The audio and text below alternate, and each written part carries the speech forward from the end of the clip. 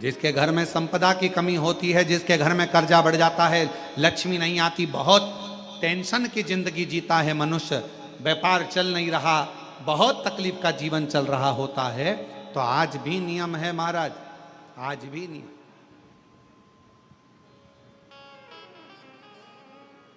कि सोमवार, शुक्रवार, ये 2 वार ऐसे हैं, इन 2 वार को यदि कटोरी में थोड़ा सा शहद रखकर, मधु रखकर यदि लक्ष्मी जी का स्मरण किया जाए और माता लक्ष्मी जी का स्मरण कर कर एक लाल पुष्प उस कटोरी के सम्मुख में माता लक्ष्मी का नाम लेकर रखा जाए और बाद में वही शहद, वही मधु और वही पुष्प सोमवार का दिन और शुक्रवार के दिन लक्ष्मी का पूजन कर कर, स्मरण कर कर, दूसरे दिन शुक्रवार के दिन पूजन करें, शनिवार के दिन उस मधु का, उस पुष्प का विसर्जन करें, सोमवार के दिन पूजन करें लक्ष्मी जी का स्मरण कर कर, और मंगलवार के दिन अगर विसर्जन करें, 5 या 7 सोमवार या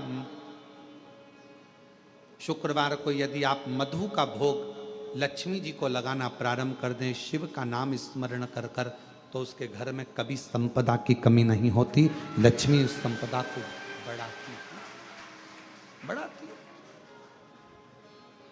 और हम तो यहां तक कहेंगे, प्रयास करो, अगर आपके घर में छोटा सा शिवलिंग विराजमान है, आपके घर में अगर छोटा सा शंकर जी का शिवलिंग है, छोटा सा शंकर भगवान का शिवलिंग है, या आपके घर में कुबेरेश्वर धाम का कंकर है, और आपके घर में यदि शंकर भगवान का शिवलिंग है, या सीहोर का रुद्राक्ष हो, या शंकर भगवान का शिवलिंग हो, या कंकर शंकर हो, तो निवेदन है जहां पर भी शिवलिंग आपके घर में विराजमान है, अगर छोटी सी कटोरी में एक बेलपत्र को आप नीचे रखिए, छोटी सी कटोरी उस बेलपत्र के ऊपर रखकर उसमें थोड़ा सा मधु, शहद, शंकर भगवान की साक्षी में शिव जी के सामने अगर शुक्रवार की शुक्रवार रखना प्रारंभ कर दो, धीरे धीरे संपदा की वृद्धि अपने आप होना प्रारंभ होगा।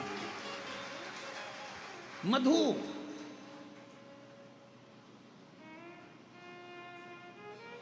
देवी भागवत का यह प्रसंग है, 6ठे स्कंद का 16वां और 17वां अध्याय देवी भागवत का वर्णन करता है। मां लक्ष्मी पृथ्वी पर आ गई, रात्रि को देखा कहीं स्थान नहीं, एक बूढ़ी के स्थान पर, बूढ़ी के दरवाजे पर जाकर विनय करी, शहद मधु पाने को मिला, वर दे दिया, मैं तुझे वर देती हूं, तेरे घर में कभी संपदा की कमी नहीं आई। तूने मुझे मधु दिया है, तूने मुझे शहद दिया है। 56 भोग दीपावली के दिन माता लक्ष्मी को लोग लगाते हैं, ढेरों सारा गुजिया, पपड़िया, बर्फी, चक्की, मठरी, खाजे, पपड़िया सब लक्ष्मी जी को भोग लगाते हैं। पर यदि एक पान के पत्ते पर भी एक बूंद अगर शहद का दीपावली के दिन अगर रात्रि को भी लक्ष्मी को भोग लगा दिया जाए तो कभी संपदा कम नहीं, कभी संपदा। एक बूंद मधु का, शहद का यदि सामने रखा जाए, लक्ष्मी जी के भोग लगाया जाए, तो संपदा की कमी नहीं आ सकती, क्योंकि मां वर देती है। दूसरा दिन हुआ,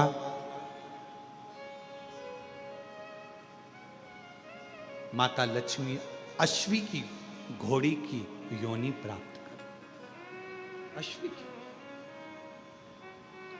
क्या करूं, अश्वी की योनि पाकर लक्ष्मी जी को लगा कि अब मैं कहां जाऊं,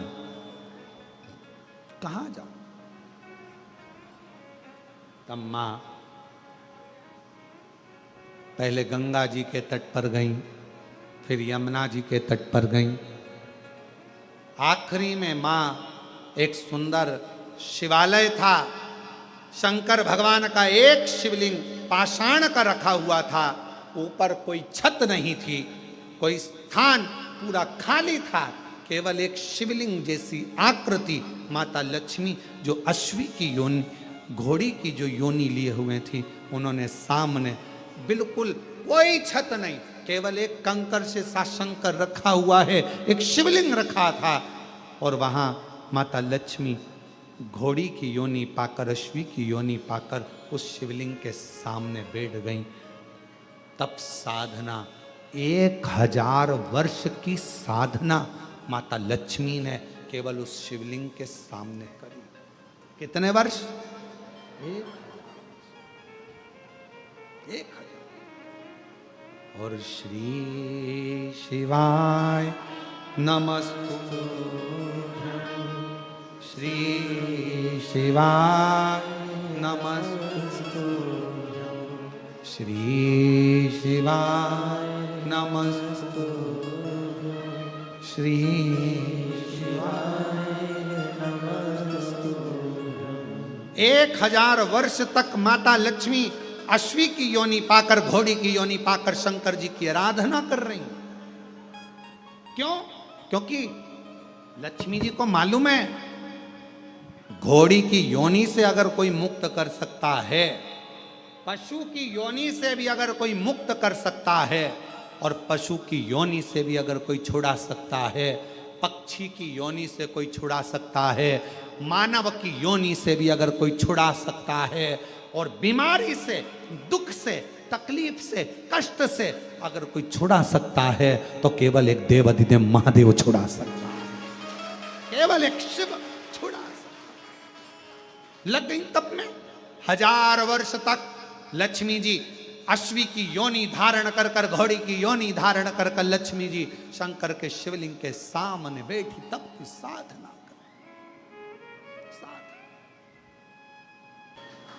जिसने शिव को जाना, भगवान शंकर को जो पहचान गया, जान गया, उसकी जिंदगी सवर गई।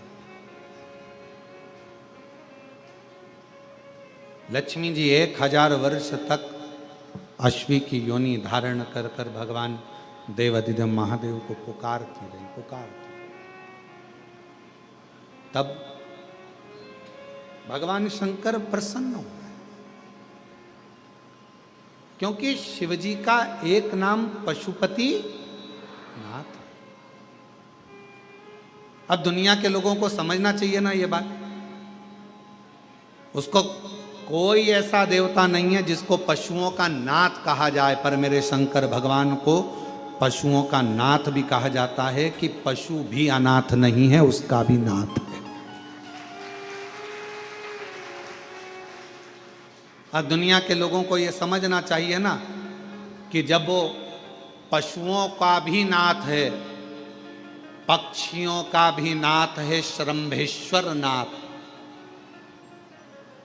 जब वो दुनिया के लोगों के लिए विश्वनाथ है, तो वो दुनिया के चाहे पशु हो, पक्षी हो, जलचर हो, थलचर हो, जीव हो, जंतु हो, उनका कल्याण तो वही करेगा ना, कोई दूसरा तो कर ही नहीं सकता।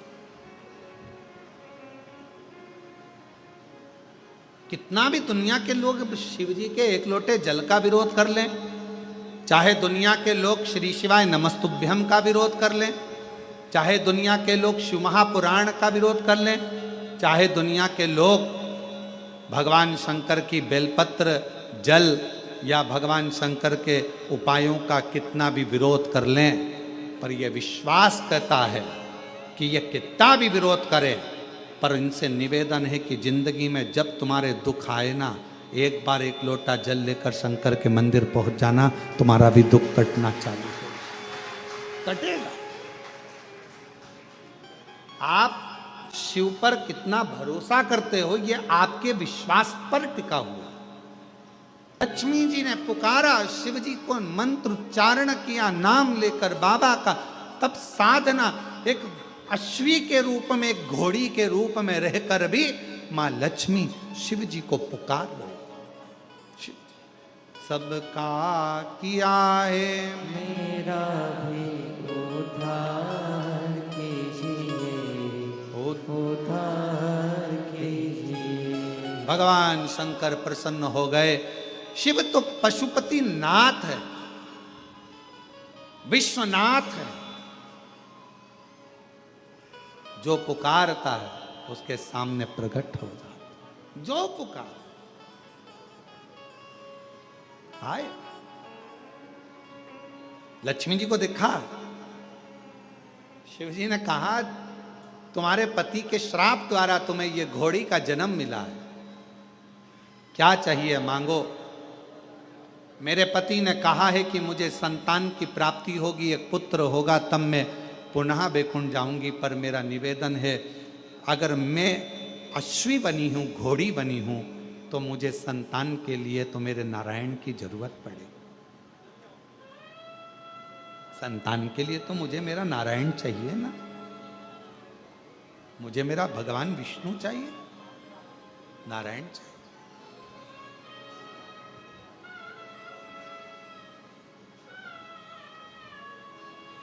जीबीएस एक बीमारी होती है, डॉक्टर के हिसाब से व्यक्ति जिंदगी में कभी चल नहीं पकड़ पाता, बोल नहीं पाता, बैठ नहीं पाता, हाथ पैर काम नहीं करते।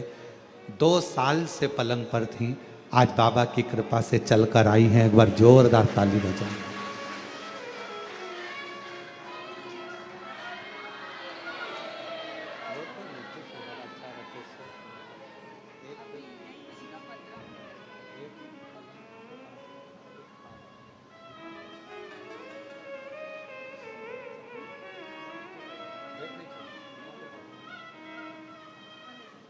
आप संतोष प्रजापति, मनासा जिला, गांव मनासा, जिला नीमच से आई हैं। एक बार जोरदार ताली बजाकर स्वागत करें। 2 साल से पलंग पर डॉक्टर इस बीमारी का इलाज ना अपने देश में है ना विदेश में है। ये वो बीमारी है जीबीएस, जिसमें शरीर धीरे धीरे काम करना बंद कर देता है, पाँव, हाथ, वाणी, श्रवण शक्ति, नेत्र काम नहीं कर पाते और व्यक्ति उठ बैठ नहीं पाता, चल फिर नहीं पाता। पर शिव पर करा भरोसा और बाबा की ऐसी कृपा हुई कि 2 साल बाद पलंग से उठकर बाबा के दर्शन करने आ गए। शिव उस पर किया भरोसा, कभी छूटता नहीं। लक्ष्मी जी और आप भी बाबा से बस यही विनय करो, सबका किया है मेरा भी उद्धार कीजिए, उद्धार कीजिए, है त्रिपुंडधारी, है त्रिशूलधारी, है त्रिपुंडधारी, है त्रिशूलधारी। एक विश्वास, एक भरोसा, एक दृढ़ता शिव के करीब लेकर भगवान कितना। लक्ष्मी जी ने कहा कि मेरे पति ने कहा है कि मुझे संतान हो, पर मेरा निवेदन भोले बाबा आपसे है कि मुझे संतान के लिए मेरे नारायण को आना पड़ेगा। अब ईमानदारी से बोलो, लक्ष्मी जी बनी है अश्वी, लक्ष्मी जी बनी है घोड़ी, और संतान की प्राप्ति होना है तो भगवान नारायण को भी तो अश्व बनना पड़ेगा, भगवान नारायण को भी तो घोड़ा बनना पड़ेगा। और उनको अश्व कौन बना सकता, कौन बनाए, कौन उनको अश्व बनाएगा। अश्वी बनी, घोड़ी बनी मां लक्ष्मी जी ने भगवान शंकर जी से कहा, आपके सिवाय नारायण किसका कहना नहीं मानेंगे, और आप जो कर सकते हैं वो दुनिया में कोई नहीं कर सकता, कोई। भाग्य लिखना विधाता का काम है, पर भाग्य को पलटना देवादिदेव महादेव का काम है। आपकी जब गर्जना होती है, आपका जब डमरू बजता है, आप जब अपनी गंगा को अविरल बहाते हो, जब डमरू का नाद करते हो, गर्जना करते हो, और जब आप गंगा की अविरल धारा के साथ, शिव तत्व के साथ, शिव जी हे भोलेनाथ, बाबा शंभु, जब आप कृपा करते हो तो नारायण भी आपका कहना मानते हैं, आपका। आप करो गर्जन। सबका किया है मेरा भी उद्धार कीजिए, उद्धार कीजिए। हे त्रिपुंडधारी, हे त्रिशूलधारी। आप कृपा करो। भगवान शिव ने कहा तुम चिंता मत करो, आएंगे नारायण, संतान होगी, पर भगवान को तो घोड़ा बनना पड़ेगा, अश्व बनना पड़ेगा। शिव जी कहते हैं क्यों चिंता करती हो, आपने मेरी आराधना करी है ना लक्ष्मी, क्यों चिंता करती। लक्ष्मी जी बोली मैं आपके एहसान को कभी नहीं भुला सकती। कितना धन्यवाद दूं मैं शंकर भगवान आपको, कितना, जो दुनिया कोई नहीं दे सकी। सबने धित्कारा, सबने ठुकराया, सबने अपशब्द कहे, पर मेरे शंकर भगवान आपने मुझे अपना लिया। मेरे शिव जी आपने मुझे संभाल लिया। लोग तो कहते थे कि मैं कभी आगे नहीं बढ़ सकती, मैं कभी आगे नहीं बढ़ सकता। लोग कहते थे मैं कभी उन्नति की सीढ़ी पर नहीं चढ़ सकता। छोटा सा व्यापार में कैसे 4 चांद लगेंगे, पर मेरे शंकर भगवान आपने तो मेरा हाथ पकड़कर मेरी कश्ती को पार लगा दिया। शिव जी ने करुणा करी, भगवान शंकर ने उसी समय वर दे दिया, लक्ष्मी मैं तुझे वर देता हूं, नारायण आएंगे, संतान भी होगी, और संतान होने के बाद तू बैकुंठ का वापिस निवास करेगी।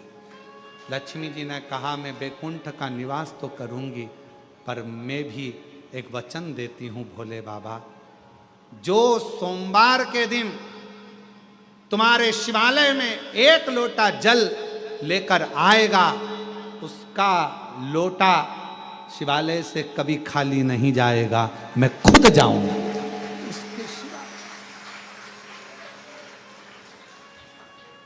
मैं खुद शिवालय से उसके कलश में वो तो जल चढ़ाएगा, वो जल चढ़ाएगा, और मैं उसका कल बदल दूंगी। उस लोटे में खाली नहीं, मैं खुद उस पात्र में बैठकर उस शिव भक्त के घर जाऊंगी, और लोगों को लगेगा कि जल जल नहीं, मैं उसका कल बदल कर आऊंगी। स्वयं कल बदलने के सामने वचन देती। शंकर भगवान नारायण भगवान के पास में सूचना भेजे, जाओ तुम रुका, नारद जी से कहो कि नारायण आए। शिव जी के पास में नारायण आए। नारायण ने पूछा देवादिदेव महादेव से मेरे लिए क्या आज्ञा। शंकर भगवान ने कहा आपने मेरी कथा का वाचन किया, लक्ष्मी जी ने नहीं सुना, उनका ध्यान भटक गया घोड़े को देखने में, एक अश्व को देखने में लक्ष्मी जी का ध्यान भटक गया। भले लक्ष्मी का ध्यान भटका, पर आपने तो कथा कही, आपने तो कथा कही। 4 लोग कथा सुने, चाहे 40,000 लोग कथा सुने, वक्ता का एक नियम होना चाहिए कि आप कथा 4 लोगों को नहीं, 40,000 लोगों को नहीं, आप शंकर और पार्वती को कथा श्रवण करा रहे हो तो वो कथा सफलता धारण करती है। जिस कथा को श्रवण करने के लिए 12-12, 15-15, 20-20 लाख लोग कथा के पंडाल में पहुंचते हैं, और इस व्यासपीठ पर कुबेरेश्वर बाबा की धरा से ऑनलाइन कथा होती है, तो लोग कहते हैं ऑनलाइन कथा हो रही है। ऑनलाइन नहीं हो रही है, घरों में बैठकर, दुकानों पर बैठकर, जब मेरे शंकर भगवान को, कुबेरेश्वर बाबा को भंडार भरना होता है, तो वो ऑनलाइन कथा के माध्यम से सबके घरों में प्रवेश कर कर उनके घर में भंडार भर देता है, प्रवेश करता। लोग कहते हैं शिव पुराण की कथा आ रही है ऑनलाइन, कुबेरेश्वर धाम से आ रही है, टीवी चालू करो। हम करें टीवी चालू करते हो और कुबेरेश्वर धाम की ऑनलाइन कथा को आप सुनते हो, आपको लगता है केवल कथा है ना। टीवी चालू कर कर, मोबाइल चालू कर कर आप कुबेरेश्वर बाबा को अपने घर का एड्रेस बताते हो, और मेरा कुबेर भंडारी आपका भंडार भरने के लिए पहुंच जाए। भंडार शिवजी ने कहा आपने कथा कही, भले लक्ष्मी ने ध्यान नहीं दिया, पर आपने तो कही ना। इसलिए है नारायण, कथा की पुण्याई का फल प्राप्त हो। आप मृत्यु लोक में जाकर लक्ष्मी जी के लिए अश्व की योनि पाकर एक पुत्र का जन्म दे।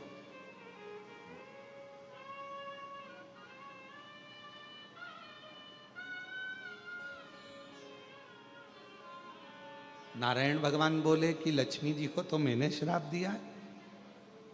भगवान शंकर कहते हैं उनकी श्राप की मुक्ति भी तुमसे ही होगी, जाओ।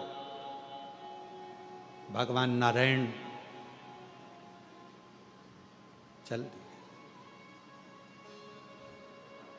शिव जी के वचन को कौन टाले?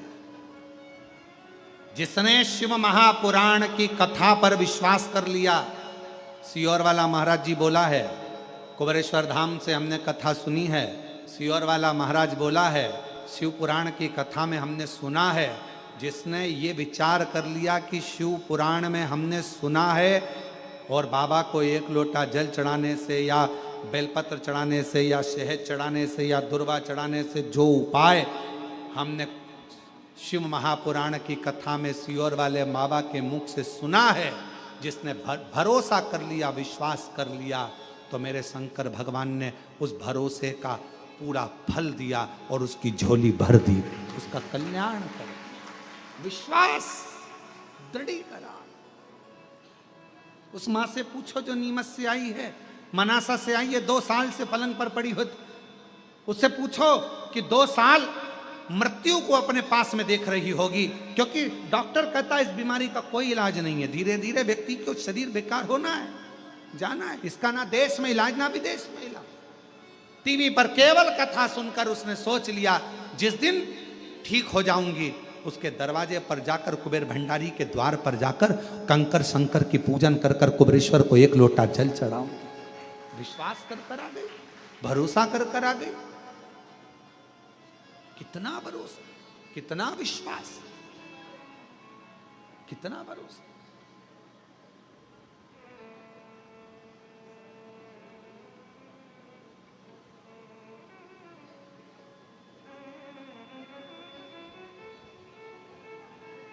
और जो जैसी भावना लाया वो वैसा ही फल पाया।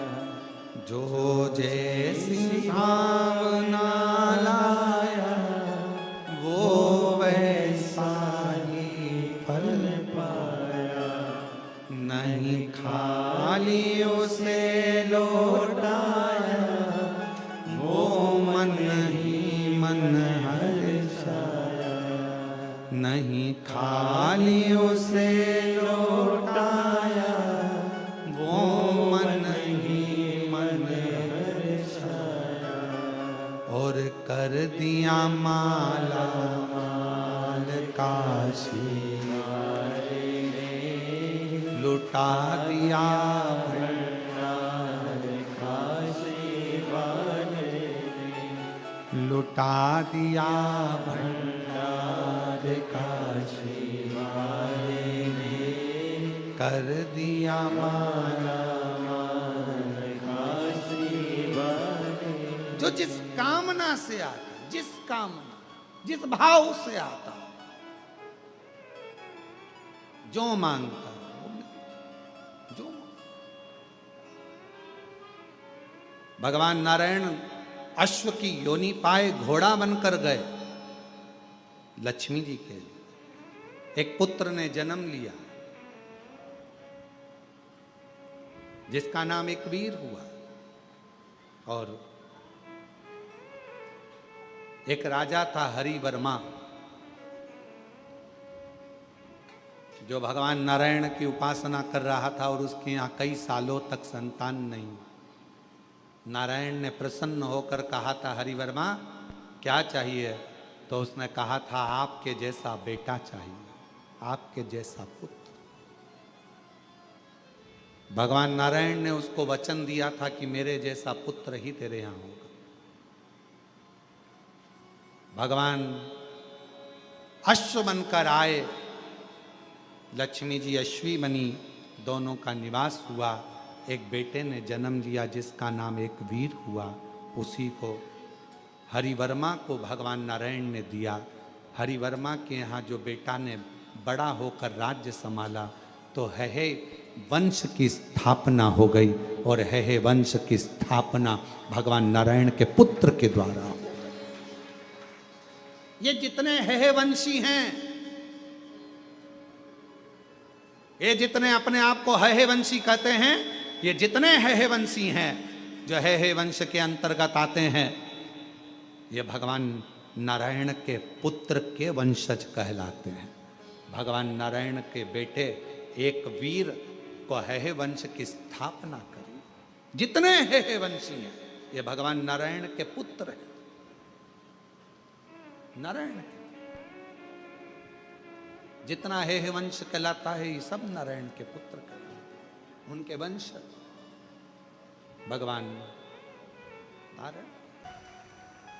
एक सुदर्शन नाम के मुनि ग्रस्त थे।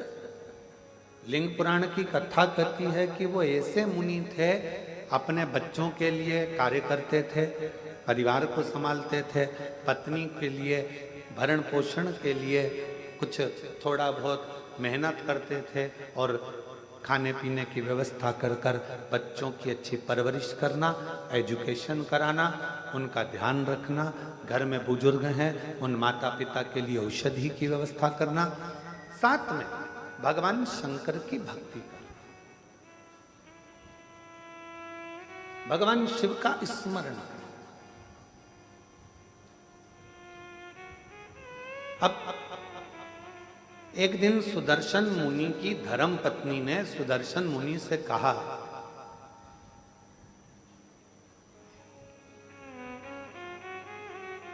कि मैं बच्चों में व्यस्त रहती हूं, बच्चों की परवरिश में व्यस्त रहती हूं, मैं भगवान के मंदिर नहीं जा पाती हूं, भगवान का भजन नहीं कर पाती हूं।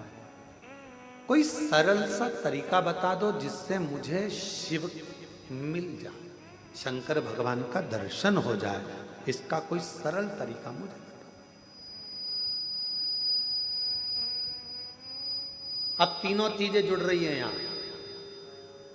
नियत भी ठीक है सुदर्शन मुनि की पत्नी की, नीति भी ठीक है कि मुझे किसी का बुरा नहीं करना है, मैं सत्मार्ग पर चलूं, और नियम अपने पति से पूछ रही है, कोई ऐसा बता दो कि मुझे मेरे शंकर भगवान का दर्शन हो, ऐसा नियम बता।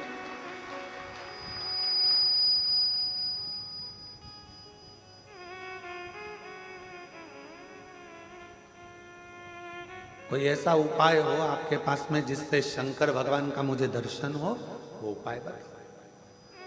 सुदर्शन मुनि ने कहा कि तुझे बच्चों से फुर्सत नहीं मिलती, दिन रात तू व्यस्त रहती है, भोजन बनाती है, माता पिता को खिलाती है, परिवार में रहती है, बच्चों की परवरिश करती है, थक जाती है, तुझे मैं क्या उपाय बताऊं।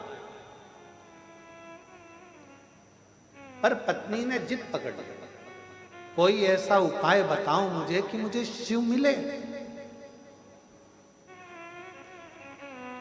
तब सुदर्शन मुनि ने कहा कि एक काम करो, कोई भी अतिथि अपने घर में आए उसकी सेवा दिल से करना, भोजन मांगे भोजन दीजिए, पानी मांगे पानी दीजिए, उसकी पूरी व्यवस्था करना। एक ना एक दिन तुम्हें शिव का दर्शन जरूर होगा, शंकर जरूर मिलेगा।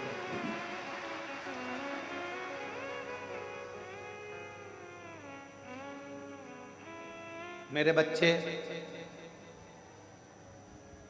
परिवार, बुजुर्ग, पति, ये सब भी तो घर के अंतर्गत हैं। अब इनके लिए तो कहा, अगर घर में अतिथि आया हुआ है, मेहमान आया हुआ है, अतिथि का यदि तुम सत्कार कर रही हो, सम्मान कर रही हो, तो उसमें सब कुछ समाया, सब कुछ।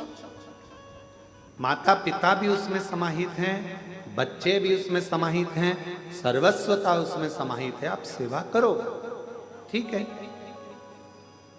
अब सुदर्शन मुनि की पत्नी ने ऐसा नियम बना दिया।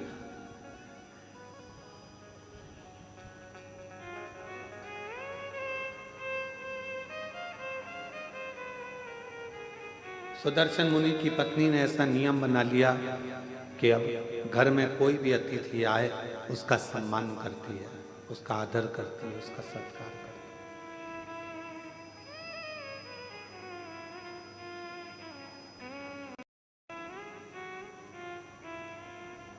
और समय निकलता गया, निकलता गया, निकलता गया।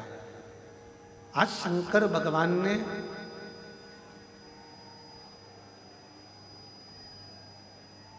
एलईडी बंद है क्या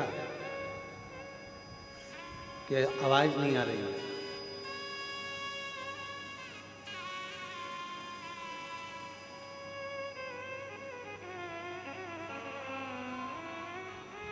शंकर भगवान ने परीक्षा ली।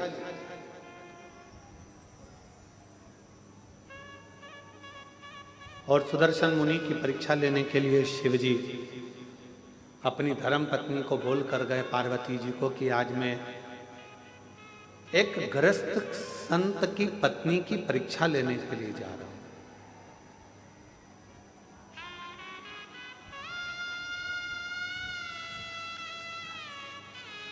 एक जन को भेजिए ना, थोड़ा सा मालूम कर लो। एलईडी है।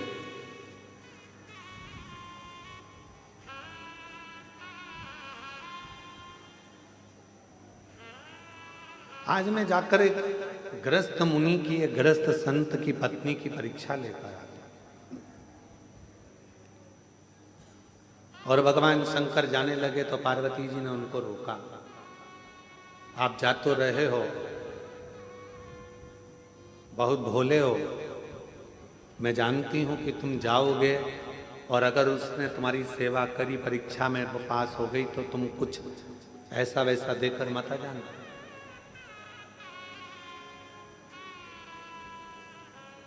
तुम कुछ ऐसा वैसा देकर मत आ जाना। तुम जा तो रहे हो, मना नहीं है, पर थोड़ी सावधानी रखना। जिस पत्नी का पति बहुत भोला होता है ना, पत्नी अगर मायके भी लेकर जाती है तो साथ लेकर जाती है, शादी में भी जाती है तो साथ जाती है। जिस पत्नी का पति बहुत भोला होता है तो पत्नी को उससे भय लगा रहता है कि ये कहीं कुछ बोल ना दे, ये कुछ कहीं दे ना दे, ये कुछ प्रदान ना कर दे, ये कुछ ऐसा ना कर दे। उसके सोचना पड़ता, उसे बहुत सोचना, बहुत।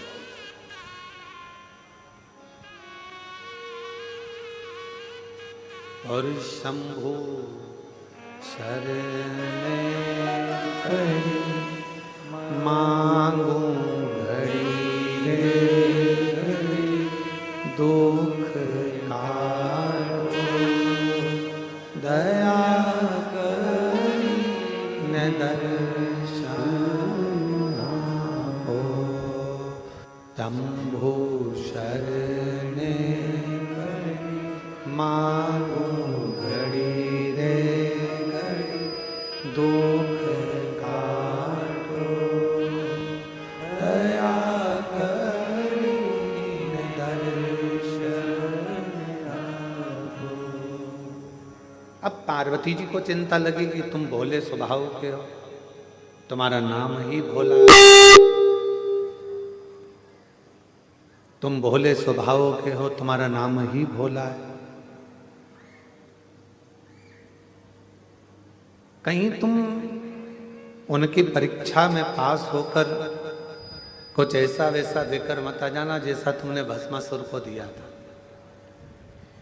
एक कंगन भस्मासुर ने तुमसे मांग लिया था और तुमने अपने हाथ का कंगन निकाल कर उसको दे दिया था और कहा कि इसको पहन ले, जिस पे हाथ रखेगा वो भस्म हो जाएगा। और वो तुम्हारे ही पीछे पड़ गए। प्रैक्टिकल तुम पर कर रहा था।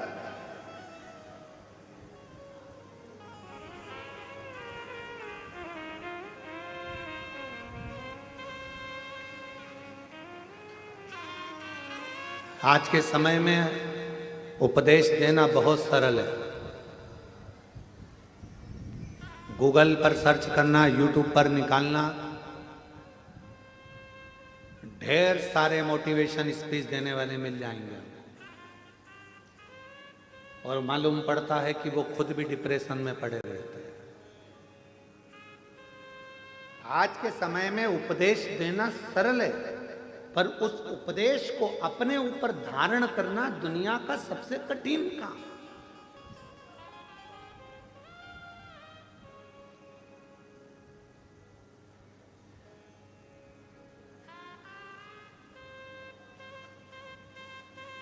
एक तरफ ये कह देना कि मोह में मत पड़ो, माया में मत पड़ो, प्रपंच में मत पड़ो, संसार के बंधनों से दूर रहो। दूसरी तरफ अपने मोबाइल पर देखते रहना कि अपनी कितने फॉलोवर्स जुड़े हैं, अंदाजा लगा कठिन। यदि आप संत हैं, साधु हैं, सन्यासी हैं, तपस्वी हैं, साधक हैं, उपासक हैं, तो फिर आपको विरक्ति का भाव आना चाहिए, आपके अंदर कामक्ति का नहीं।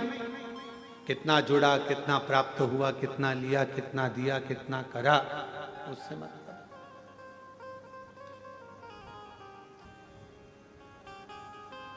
और आप सबको आज बड़ी प्रसन्नता होती होगी देखकर कि कुबरेश्वर धाम पर आने वाले सभी भक्तों ने पहले पूर्व में देखा होगा, छोटी सी जगह थी, छोटी सी जगह से उसको धीरे धीरे बड़ा करते करते करते करते धर्मशाला, हॉस्पिटल, अब धीरे से बच्चों के लिए, उनकी निःशुल्क शिक्षा के लिए, उनकी पढ़ाई के लिए गुरुकुल की तैयारी भी चालू हो गई।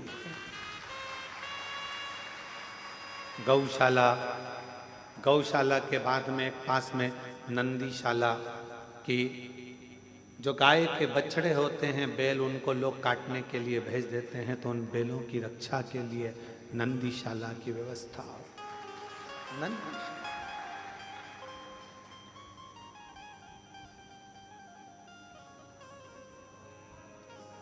एक हॉस्पिटल की रचना शायद 15-20 दिन के अंदर उसकी भी शुरुआत आप लोग एलईडीओं के माध्यम से, आस्था चैनल के माध्यम से देख रहे होंगे। जो यात्री आते हैं उनको कोई तकलीफ ना हो, उनको कोई कष्ट ना हो, उनका निःशुल्क सारा इलाज हो सके, उनके लिए हॉस्पिटल की रचना करिए। भोजनशाला आप देखते होंगे निरंतर रोज, अभी तो आप लोग लाखों की संख्या में आए हो तो बड़ा भोजनशाला चल रहा है, नहीं तो निरंतर 35 से 40 हजार यात्री शिव भक्त रोज सुबह 10 बजे से लेकर शाम को 4 बजे तक भोजन ग्रहण करते हैं लगातार। फिर शाम को बाबा की आरती होकर खिचड़ी प्रसाद ग्रहण करते हैं। अभी ये कथा बाबा के इस पावन ग्राउंड में हो रही है, प्रांगण में हो रही है। ये पूरा प्रांगण तो आप लोगों की पार्किंग आदि की व्यवस्था के लिए है। इसी के ठीक पीछे जहाँ कथा होती थी वहाँ बहुत बड़ा एक इस टेंट का नहीं, बड़ा लोहे का एक शेड बन रहा है, जिसमें लाखों भक्त एक साथ बैठकर आराम से कथा सुनते। आप लोगों को पानी ना लगे, गर्मी ना लगे, उसकी व्यवस्था करते हुए 6 से 7 महीने में वो तैयार हो जाए।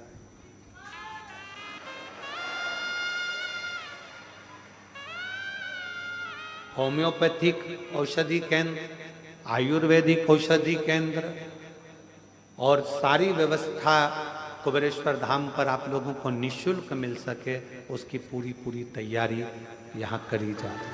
पूर्ण व्यवस्था। लड़की की शादी हो, सूचना दो सीहोर, हमारी बेटी की शादी करना है, 25 लोग लड़के वाले, 25 लोग लड़की वाले आए। समिति की तरफ से उसके कन्यादान की व्यवस्था, उसके भोजन की व्यवस्था, उनके विवाह की व्यवस्था, उनके स्टेज प्रोग्राम की व्यवस्था, वरमाला की व्यवस्था, सब समिति कर आपको विदा करे। ये व्यवस्था वो भी निःशुल्क। 365 दिन का 365 दिन विवाह, 365 दिन का 365 दिन चिकित्सा, 365 दिन का 365 दिन शिक्षा, 365 दिन से 365 दिन भोजन व्यवस्था और 365 दिन से 365 दिन आपकी सुविधा के लिए निःशुल्क सब व्यवस्था कुबेरेश्वर बाबा के धाम पर होती रहे। ये मूल है। आपको प्रसन्नता हो कि आपका दिया हुआ दान 365 दिन गौ माता की व्यवस्था, 365 दिन नंदी बाबा की व्यवस्था। तुम्हें प्रसन्नता होना चाहिए कि तुम्हारा जो दिया गया दान है वो कहाँ लग रहा है, किस जगह पर लग रहा है, किस स्थान पर लग रहा है।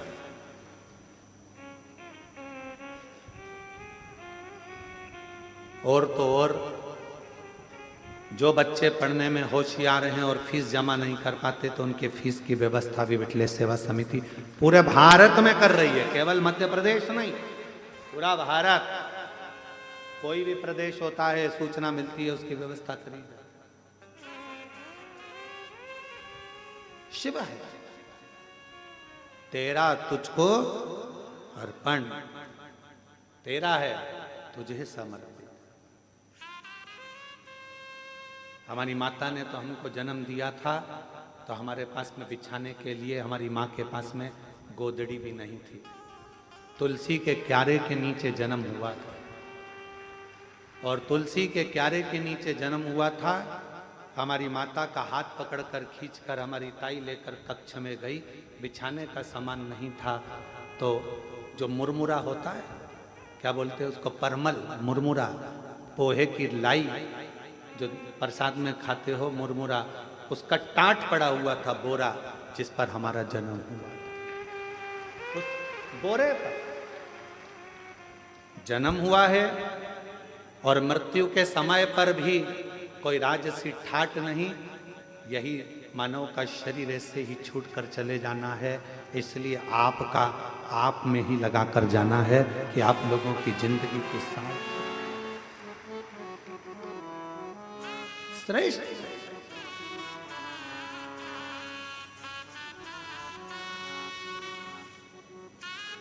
चलाने को विठले सेवा समिति तो रेलवे स्टेशन से कुबेरेश्वर धाम तक बसें भी निःशुल्क चला देते, पर गरीब ऑटो वालों का पेट कैसे भराएगा, उनका भोजन कैसे रह पाएगा, उसका ध्यान रखा,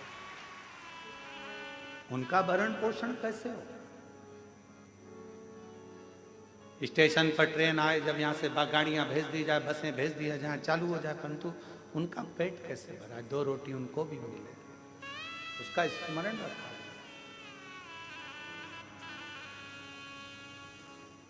शिव भक्ति को धारण करो।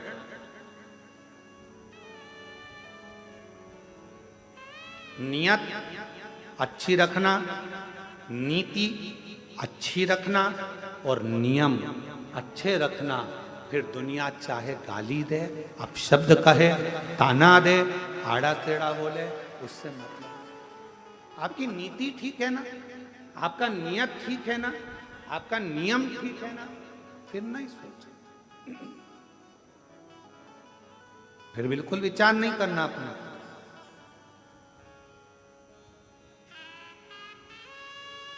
हमारे सीहोर के कई हॉस्पिटल हैं जिसमें वेंटिलेटर तक नहीं है, पर कुबेरेश्वर धाम का जो हॉस्पिटल बना है उसमें ढेरों सारे वेंटिलेटर तक लगाए गए हैं, जिससे किसी को दिक्कत ना हो, किसी को तकलीफ, किसी को कष्ट ना हो।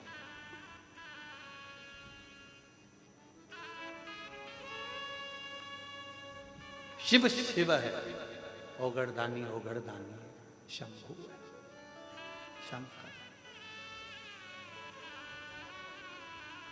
और कितनी बड़ी कृपा मेरे कुबेर भंडारी की होगी कि एक रसीद कट्टे की एक बुक लेकर आज तक समिति का कोई कार्यकर्ता ना कभी सीहोर गया और ना किसी के गांव गया कि तुम दान देना। समिति के कार्यकर्ता केवल कुबेरेश्वर धाम पर आने वालों को और शिव पुराण में आने वाले भक्तों के लिए छूट रहती है। जिसका मन हो दे, ना मन हो कोई बात नहीं, भजन करो, स्मरण करो। सीहोर में कोई नहीं कह सकता कि पंडित प्रदीप मिश्रा के आश्रम से कोई आया और किसी ने एक कटोरी आटा मंगा, चावल मंगा, दाल मंगी या धन मंगा, कोई नहीं। हम तो बाबा के भरोसे चलते हैं। जब वो पाठ कर रहे हैं सवेरे 8:30-9 बजे पाठ चल रहा है और हमारे ललित महाराज आकर कहते हैं कि दूध की जगह छाछ डल गया, कैन भरकर 100 लीटर छाछ डल चुकी है खीर में, उसमें दूध नहीं था, छाछ थी। अब क्या होगा? तो जब वो छाछ को दूध कर सकता है तो वो दुनिया का सारा भंडार भी भर सकता है।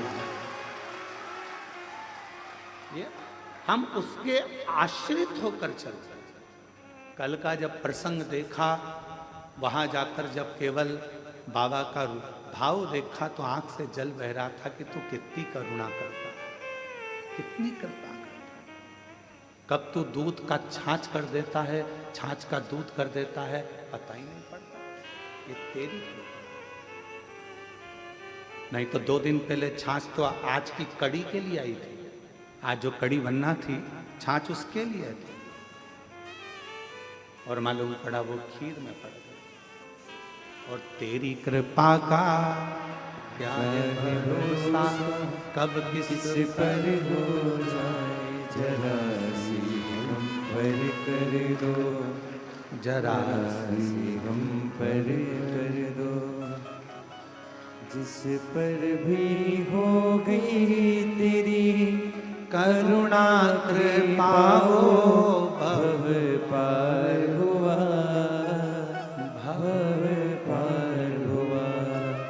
पापी हो चाहे जितना, उसका भी बाबा उद्धार हुआ, उद्धार हुआ।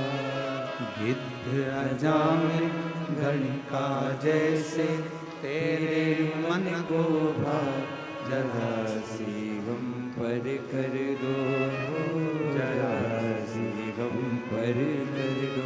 तेरी कृपा का क्या है भरोसा, कब किस पर हो जाए, जरा सी हम पर कर दो, हो जरा सी हम पर कर दो। अपनी नीति सही रखना, अपनी नीयत सही रखना और अपना नियम सही रखना, फिर दुनिया कुछ भी कहे, आग लगे बस्ती में, अपन रहो मस्ती में। अगर नीति सही है, नियम सही है और नियत सही है तो फिर परमात्मा भी साथ देता है, फिर परमात्मा भी साथ देता है। सुदर्शन मुनि की धर्म पत्नी ने कहा कि मैं मुझे नियम तो नियम भेजा, अतिथि देवो, अतिथि का शिव मिलेगा इसमें, क्यों नहीं?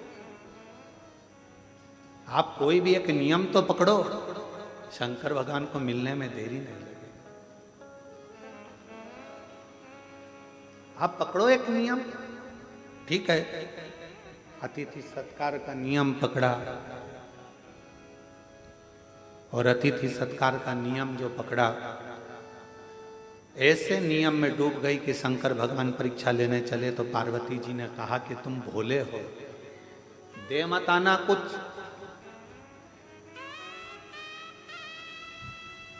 और भोला जो होता है ना, उसके साथ भोलेनाथ हर पल होता है, हर पल।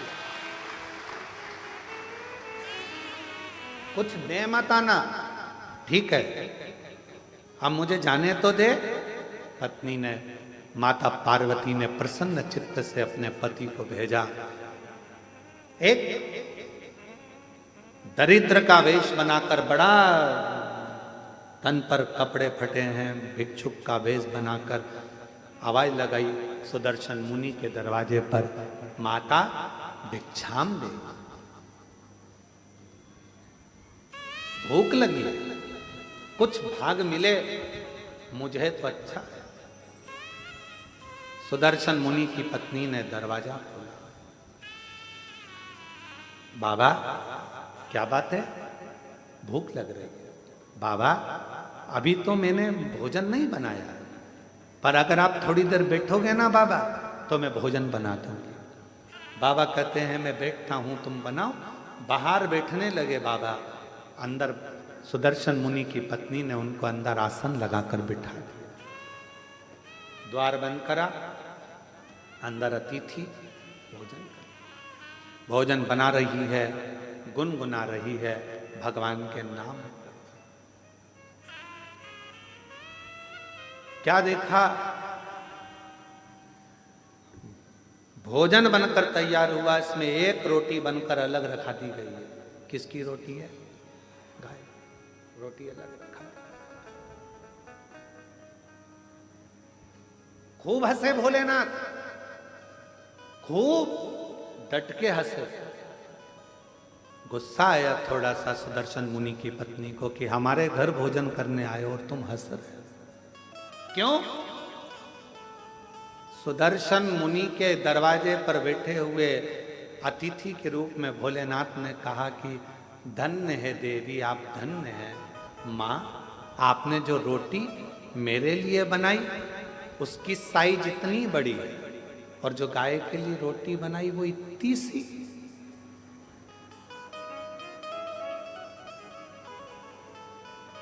होना तो ये चाहिए, मैं 2 पांव से चलता हूं, गाय 4 पांव से चलती है।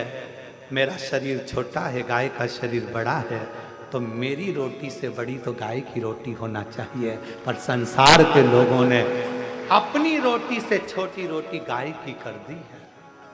बोलो, ये गलती केवल सुदर्शन मुनि की पत्नी से नहीं, अपने घर में भी होती है।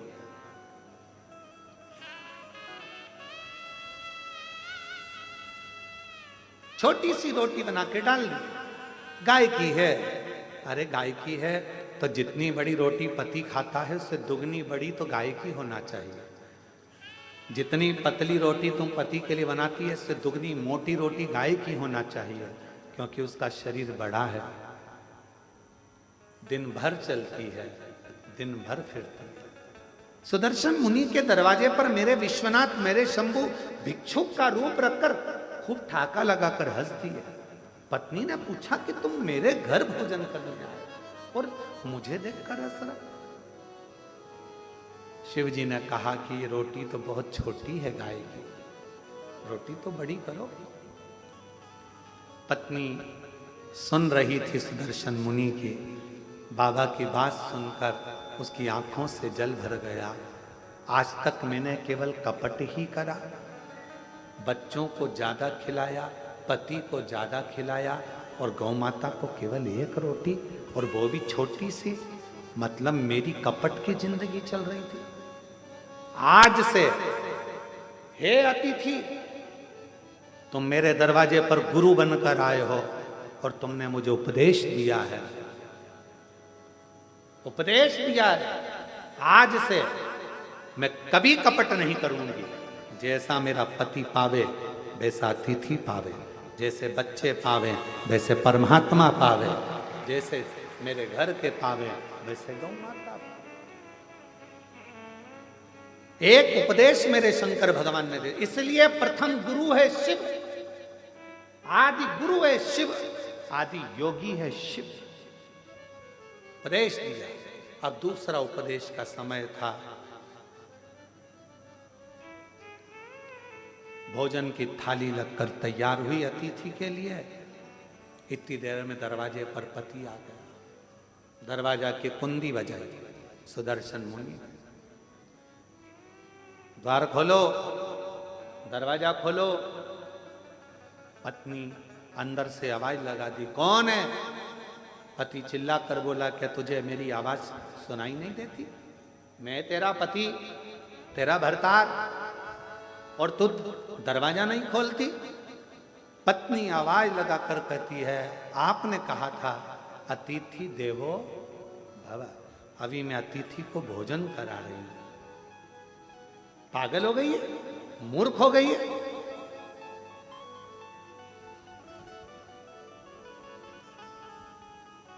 ना जाने किसको घर के अंदर बिठा कर रखा है, कोई चोरी कर कर चले जाएगा। बाहर निकाल उसको, दरवाजा खोल। इतने में पत्नी मुस्कुरा कर बोली, मैंने आपसे पूछा था तो आपने कहा था कि अतिथि तो भगवान का स्वरूप होता है, और मैंने आपको गुरु मानकर आपकी वाणी पर विश्वास कर लिया। अब तो मैं दरवाजा तभी खोलूंगी जब अतिथि का भोजन हो जाएगा, प्रणाम कर लूंगी, वो विदा होगा, तब मैं द्वार खोलूंगी। तो मैं द्वार खोलूं। शिव ने पूर्ण परीक्षा ली। आज मेरे शंकर भगवान निकलते ही नहीं घर से बाहर। लाओ जरा एक गिलास दूध और लाओ, जाओ। सुदर्शन मुनि की पत्नी दूध का गिलास भर दिया। अब बोले, बाबा मेरे झोले में जो कपड़े रखे हैं वो सारे चल चल के गंदे हो गए हैं। माँ धो दोगी? माँ कपड़े धो रही। 1 घंटा कपड़े धोने में हो। अब बाबा बोले कि मेरे को पानी पीना है, पानी ले। फिर थोड़ी देर बाद बोले, खाना ज्यादा हो गया, मेरा मन कर रहा है 1-2 घंटा आराम कर लूं। बाबा सो गया। फिर थोड़ी देर बाद बोले, अब मेरा मन हो रहा है जाने का। इसको तो खुशी नहीं हुई, पर दरवाजे के बाहर जो बैठा था सुदर्शन मुनि, उसको प्रसन्नता हुई, अब दरवाजा खुलेगा। जिस गुरु ने उपदेश दिया था वही डिप्रेशन में पड़ा था, टेंशन। अब द्वार खुलेगा। तैयार हो गए, झोली टांग ली, सब कुछ हो गया, चलने की तैयारी थी। इतने में सुदर्शन मुनि की पत्नी से बाबा बोले, मेरे कपड़े लेकर आ जाओ। कपड़े लेकर आई तो सुदर्शन मुनि के पत्नी ने कपड़े दिए। जो कपड़े दिए तो बाबा बोले, अभी तो ये गीले हैं, जब तक सूखेंगे नहीं तब तक जाऊंगा। अब अभी गीले हैं, अभी नहीं जाऊंगा। लिंग पुराण की ये कथा है। बड़े प्रेम से अगर आप पढ़ेंगे तो 122 नंबर के अध्याय पर इसको प्राप्त करेंगे।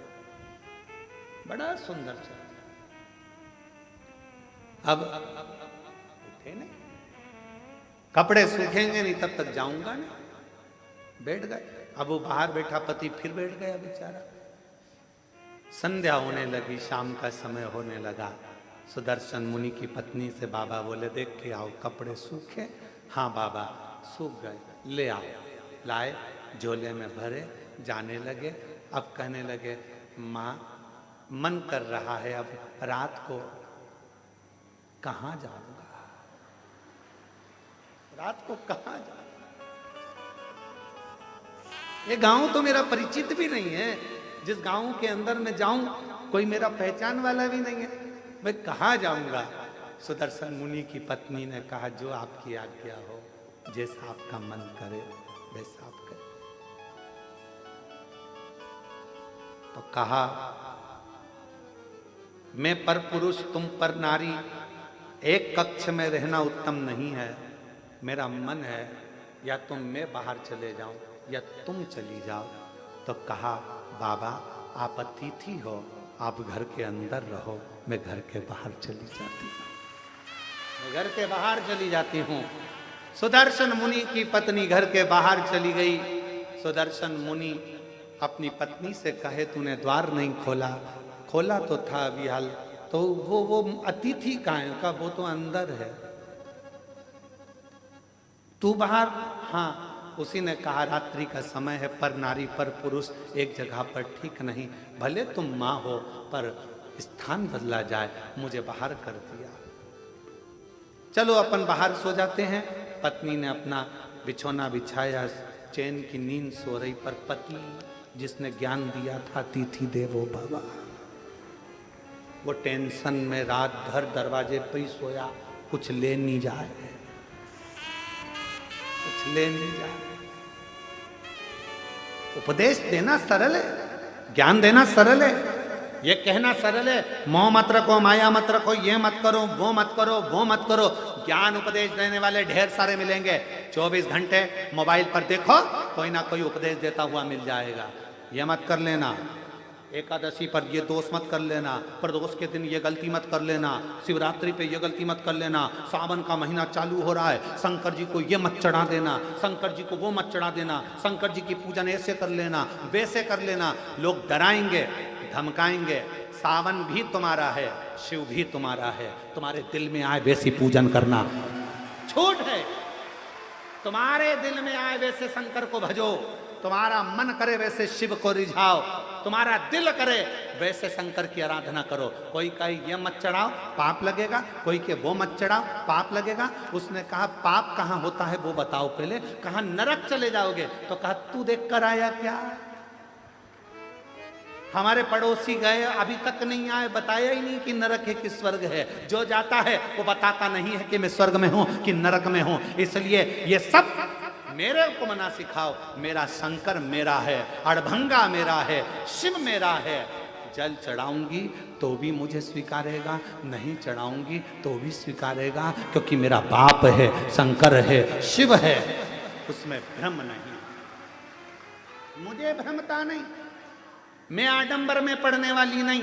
कोई ने कहा ये मत चढ़ाओ, कोई ने कहा वो मत चढ़ाओ, कोई ने कहा ऐसा मत करो, कोई ने कह दिया वैसा मत करो, कोई ने कहा ये कर देना तो ऐसा हो जाएगा, कोई ने कहा वैसा कर देना तो वैसा हो जाएगा। अरे हम तो बाबा के भरोसे चलते हैं, हम तो बाबा के भरोसे चलते हैं। आडंबर से भी उपदेश देना सरल है, कहना सरल है, ऐसा मत करो, ऐसा मत करो, कठिन है, बहुत कठिन।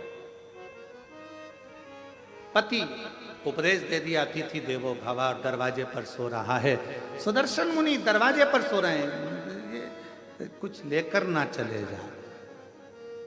दूसरे दिन सुबह धर्म पत्नी के नेत्र खुले, पति के चरणों को प्रणाम करा, दरवाजा बजाया, अतिथि देवो महादेवो, अतिथि देवो महादेवो, दरवाजा बजाया। शंकर भगवान जो रूप में थे दरवाजा खोला, खोलकर जो पत्नी ने दर्शन किया, ये कोई दरिद्र भिक्षुक नहीं है, ये तो मेरा देव अधिदेव महादेव खड़ा।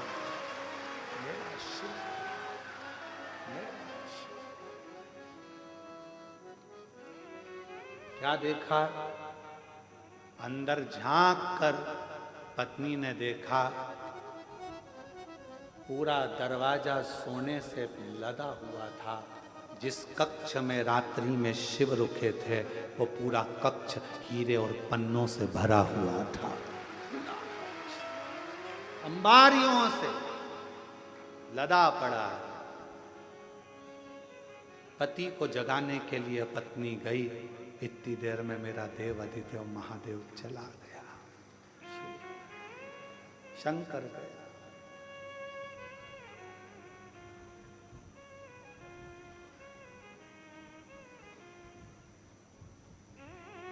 पत्नी ने पति के चरण पकड़ लिए। आपने कहा था अतिथि की सेवा करना, शंकर का दर्शन हो जाएगा। आपके बराबर दुनिया में कोई गुरु नहीं मिलेगा। आपके कहने पर मैंने अतिथि की सेवा करी और वास्तव में मुझे शिव का दर्शन हो गया, शिव का दर्शन। मुझे शंकर भगवान का दर्शन हो गया। ये कृपा नहीं तो क्या है, क्या है? मैं नहीं जानती थी कि वाणी पर भरोसा करा हुआ, शिव पर करा हुआ विश्वास एक ना एक दिन सुख प्रदान करता, आनंद प्रदान करता।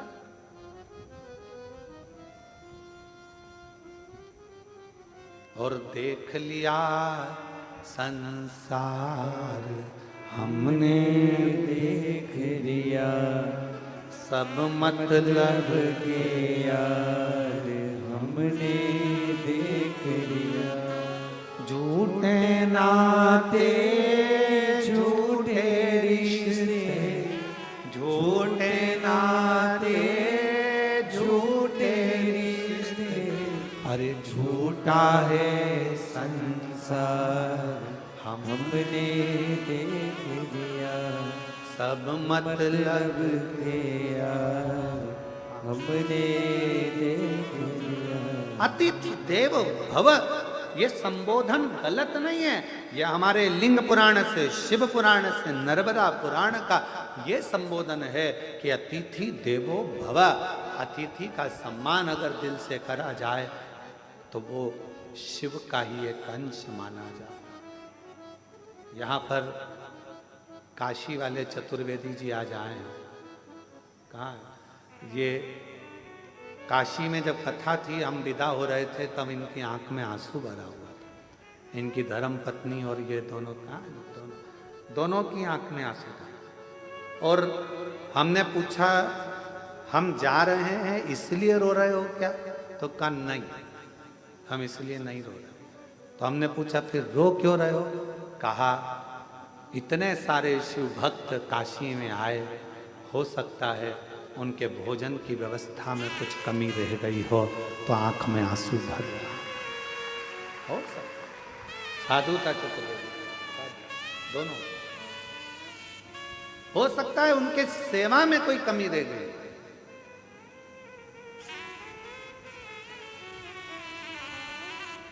उनकी सेवा में कोई कमी हो। महाराज कुबेरेश्वर धाम पर भोजन व्यवस्था चलती है। हम हमेशा जब भी कथा कर कर सीहोर आते हैं तो अपने शिव भक्तों से, सेवादारों से एक ही बात कहते हैं कि सबको भरपेट भोजन मिले, किसी से ऊंची आवाज में बात ना करें, किसी को अपशब्द ना कहें, किसी को ताना ना दें, किसी को आड़ा टेढ़ा ना बोलें। जो हो वो प्रेम से खिलाओ, पर किसी से कोई शब्द ऊंची आवाज में ना बोला जाए, क्योंकि अतिथि देवो भव, भगवान शिव का एक बुजुर्ग है, बूढ़ा है, जवान है, बच्चे हैं, बीमार है, अच्छा है, जैसा भी है, मेरे बाबा का बेटा बेटी इस धाम में आता है, उसका सत्कार पूरा करो, उसका सत्कार पूरा करो, उसको कोई कमी नहीं रहना चाहिए।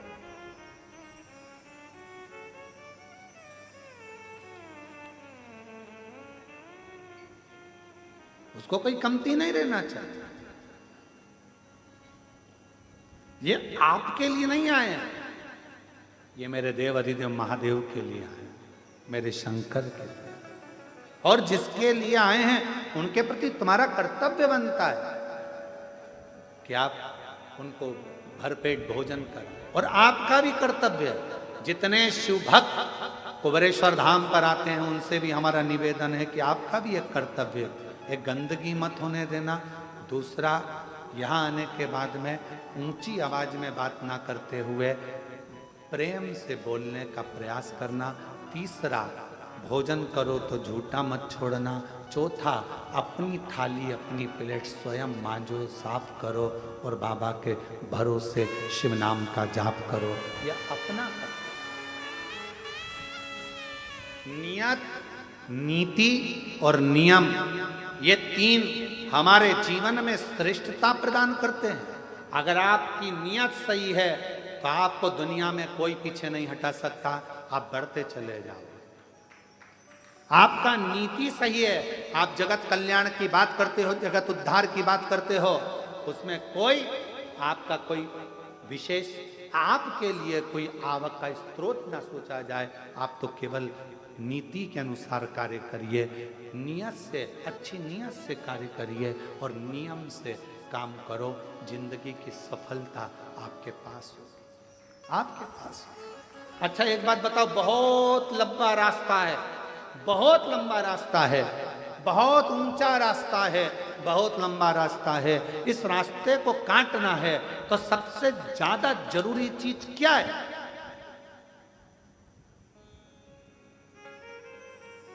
सबसे ज्यादा जरूरी चीज क्या है?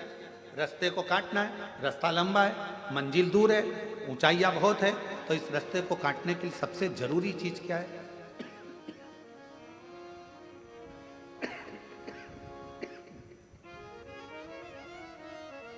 सबसे जरूरी है दो चीजें। एक, आपका विश्वास, और दूसरा, जिस रास्ते पर चल रहे हो उस पे चलने के लिए तुम्हारे पांव की मजबूती, विश्वास, मजबूती। रास्ता कितना भी लंबा हो, पांव मजबूत हैं तो कितनी भी लंबी रास्ता हो वो तुम्हारे कदमों में होगा और तुम मंजिल तक पहुंच कर ही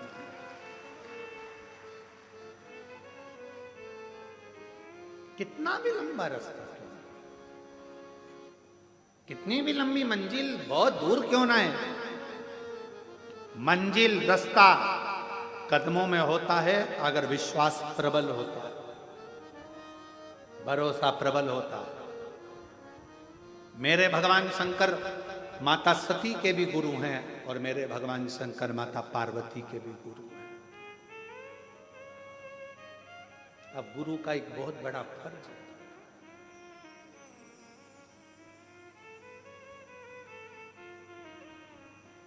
जितने चेलों को गुरु मंत्र मिलता है, जितने चेलों को गुरु गुरु मंत्र देता है, अगर वो चेला कोई गलत काम करता है तो सबसे ज्यादा चेले को कम गुरु को भोगना पड़ता है। किसको भोगना पड़ता है? गुरु, क्योंकि उसने मंत्र दिया है, उसने जन्म दिया है दूसरा। इसलिए गुरु दीक्षा देने वाला गुरु अपने शिष्य को पहले परखता है।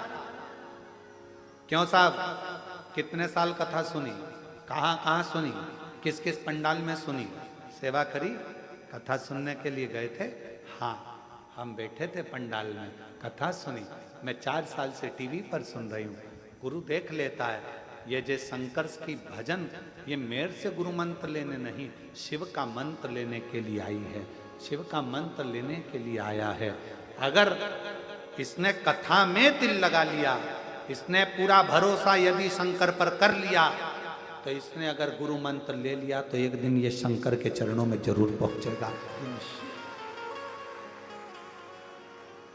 सती ने भी शिव को गुरु माना है और पार्वती जी ने भी शिव को गुरु माना।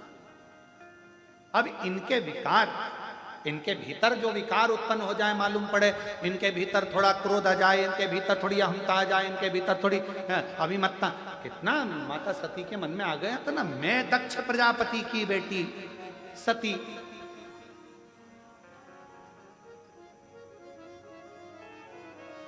और मुझे कुंभज ऋषि के आश्रम में कथा सुनाने लेकर जा रहे।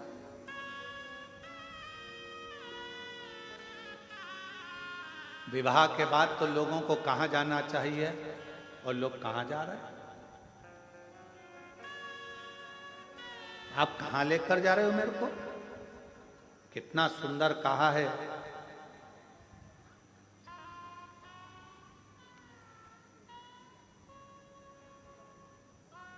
विवाह करने के बाद भी अगर तुम्हारी बुद्धि में ये बैठ जाए कि हमें गुरु के दरवाजे जाना है, कुबेरेश्वर धाम जाना है, भगवान के मंदिर जाना है, उसके बाद फिर कहीं जाने की सोचेंगे, तो समझ लेना कि तुम्हारे बहू और बेटा दोनों सार्थक हैं। साधु का एक स्वभाव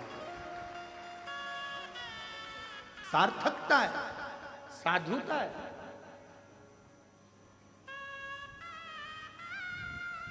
जैसे कहाँ जा रहे हैं? कहाँ? हम उज्जैन जा रहे हैं। कहाँ जा रहे हैं? हम ओमकारेश्वर जा रहे हैं। अच्छा, मतलब मध्य प्रदेश आने वाले हो? हाँ। और तुम्हारे मन में आ गया, अरे भैया मैंने सुना है मध्य प्रदेश में सीहोर जिला है, सीहोर जिले में, सीहोर के पास में 11 किलोमीटर दूर पर, रेलवे स्टेशन से 11 किलोमीटर दूरी पर कुबेरेश्वर बाबा का धाम है, जहाँ का कंकर शंकर के रूप में पूजाता है।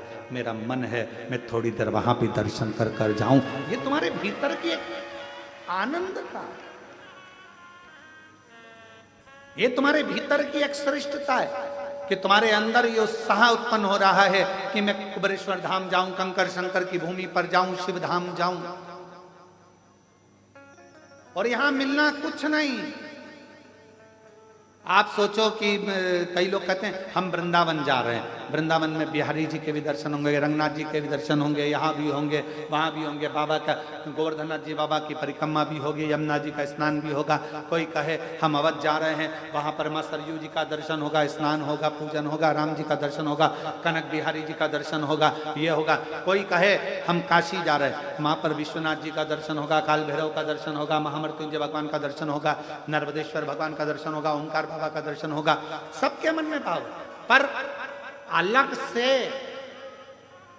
से अगर आपके मन में यह भाव उत्पन्न हो रहा है कि हमें कुबेरेश्वर धाम जाना है, तो वहां आसपास में कुछ भी नहीं मिलेगा, मिलेगा तो केवल रोड से भी दूर ये बस्तियां जो तुम अब देखते हो ना, होटलें बनी हैं, दुकानें बनी है, या दुकानें, यहाँ कुछ भी नहीं था, कुछ भी नहीं। और पूछना ये गांव के लोगों से, यहाँ के गांव के आसपास के लोगों से, कुछ भी नहीं था। मां रोड से यहाँ गौशाला तक आने के लिए लोगों को किसी का इंतजार करना पड़ता था कि कोई आएगा तो उसकी गाड़ी के पीछे गाड़ी ले लेंगे, या फिर कोई आएगा तो उसके साथ में बात करते करते चले जाएंगे। इतना लोगों के अंदर भय रहता था। जंगल, खेत, खलियान पूरा खाली, केवल एक जिस स्थान पर बड़ा शिवलिंग बना हुआ है, वहीं पर एक छोटा सा बाबा का स्थान, और बाबा की अविरल भक्ति, कुछ भी, कुछ नहीं। जिस नाव वाली बिल्डिंग में राम जी बैठे हुए हैं, उसी के नीचे छोटा सा टीन का एक छपरा, जिसमें हम, आप पूछना गांव के लोगों से, वहीं पर पूड़ी बनाते, वहीं पर रोटी बनाते।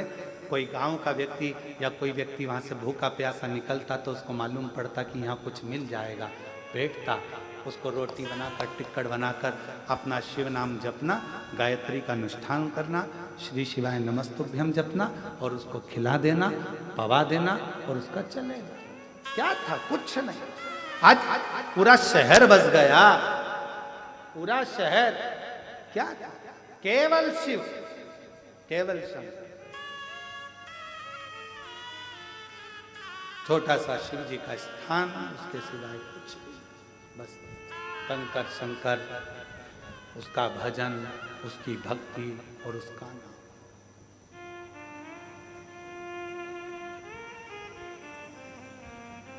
कई लोग कहते हैं गुरुजी आपने वृंदावन नहीं चुना। कल हमारे चतुर्वेदी कह रहे थे कि वृंदावन नहीं चुना, अयोध्या नहीं चुना, उज्जैन नहीं चुना, आपको यही जगह चुनी जहां पर बिल्कुल एकांत अलग साइड में।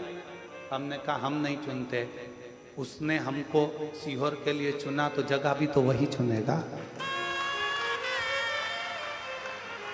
चुनने वाला वो है, सब बनाने वाला वो है, करने वाला वो है। आप और हम तो केवल एक निमित्त मात्र हैं, केवल निमित्त। शरीर मिलाए, अच्छा कर्म करिए, शरीर चला जाएगा। लोग याद करें ना करें, पर इतना तो करेंगे कि कुबेरेश्वर धाम में आकर एक लोटा जल चढ़ाकर भगवान की विरल भक्ति को धारण करें। इससे ज्यादा कुछ। और हम तो बाबा के भरोसे चलते हैं, हम तो बाबा के भरोसे चलते हैं। ये दुनिया वाले जलते हैं, ये दुनिया वाले जलते हैं, डमरू वाले के भरोसे चलते हैं, काशी वाले के भरोसे चलते सीहोर वाले के भरोसे चलते हैं। इस भूमि पर आने के बाद अगर आपने दिल से एक स्थान पर बैठकर 108 बार श्री शिवाय नमस्तुभ्यम मंत्र का जाप किया, बाबा से प्रार्थना करी, 5 कंकर बीन कर पूजन करी, 1 कंकर साथ ले गए, बाबा से विनय कर कर रुद्राक्ष मांगा, ले गए।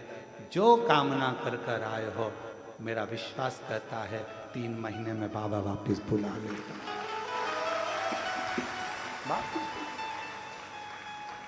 इन जजमानों में कई जजमान ऐसे बैठे हैं जो हर साल जजमान बन रहे हैं, प्रति वर्ष यहाँ पर भी बनते हैं, 12 ज्योतिर्लिंग में भी बनते हैं, बड़ी कृपा शिव करता है, बनते रहते। आए दिन समिति को रोकना पड़ता है इन लोगों को। वो एक माता बेटी है महाराष्ट्र वाली, तो ये इनको अब की बार समिति ने मना किया, नहीं नहीं अभी हमारे जजमान बहुत सारे हो गए तुम्हारे, हर बार बन जाती है, हर बार आएंगी और तुरंत करेंगे अगला नाम लिख के रखो, अगला नाम लिख के रखो। एक वो बैठे होंगे मुंबई वाले, कहाँ है बैठे, गए कि हैं, हाँ ये बैठे, ये हर साल नाम लिखा कर चले जाते, अगला फिर लिख दो हमारा, फिर लिख दो हमारा, फिर लिख, ये ऐसे कई, ये अम्बाला बीटा वाले बैठे हुए हैं, कई लोग बैठे ढेर, फिर लिखवा देंगे, फिर लिखवा देंगे। समिति को मना करना पड़ता है, नहीं नहीं अभी रुको, अगली कथा में बनना, अभी दूसरे को मौका मिलने दो, फिर अगले को मिलने दो। क्या देता है बाबा?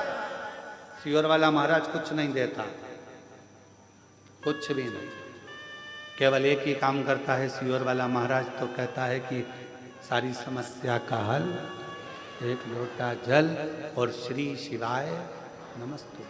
मन करे तो जपो, दिल करे तो भजो, और अगर किसी के कहने में आ जाओ और तुम जल पीना भी बंद कर दो तो तुम्हारा मन, बेलपत्र खाना भी बंद कर दो तो तुम्हारा मन, मंदिर जाना भी बंद कर दो तो तुम्हारा मन, और कथा सुनना भी बंद कर दो तो तुम्हारा मन, हम तो ये शिव नाम लेने के लिए जन्मे हैं और उसका नाम लेते लेते ही परमात्मा की शरणागति प्राप्त करें, यही भजो तो ठीक, ना भजो तो ठीक। तुम्हारा मन करे कि हाँ मैंने शिव पुराण सुनी है, मेरा दिल करता है मंदिर जाना चाहिए तो जाऊंगा। फिर किसी ने कह दिया ऐसा मत करो, ऐसा करने से पाप लगेगा, हम निपट लेंगे, ऊपर जाकर कितना पाप लगेगा देखेंगे।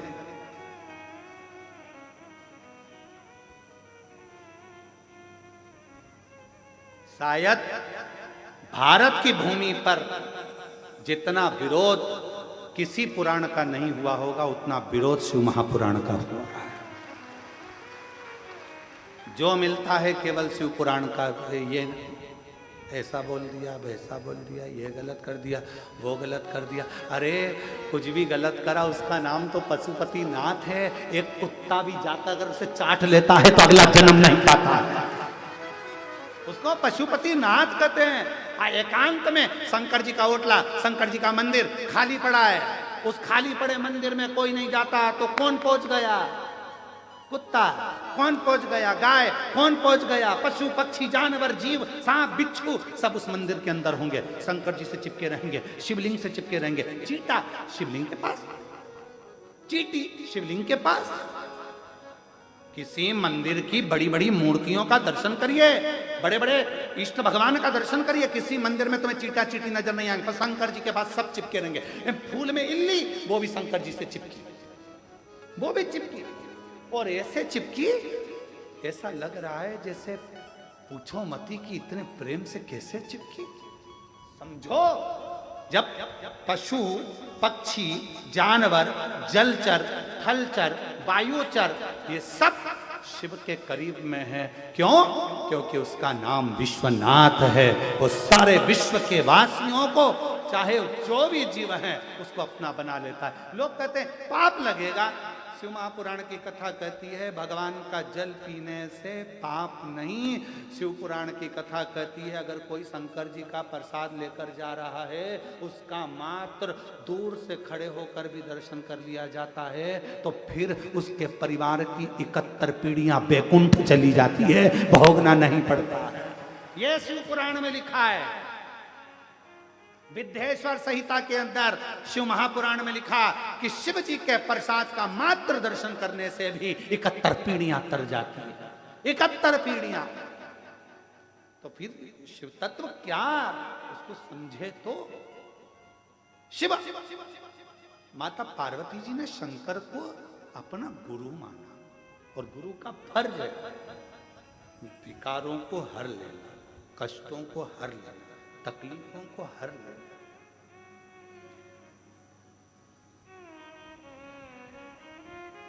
एक कथा आती है,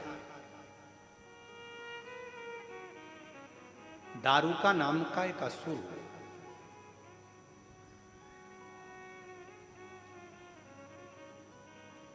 आज कथा में भजन नहीं हुआ,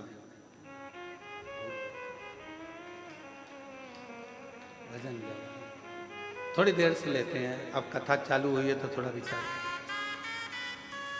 एक दारूका नाम का असुर हुआ, ठीक है। नींद तो नहीं आ रही है ना? हाँ ठीक है, दोनों हाथ उठाकर एक बार हर हर। ठीक है। एक दारूका नाम का असुर हुआ,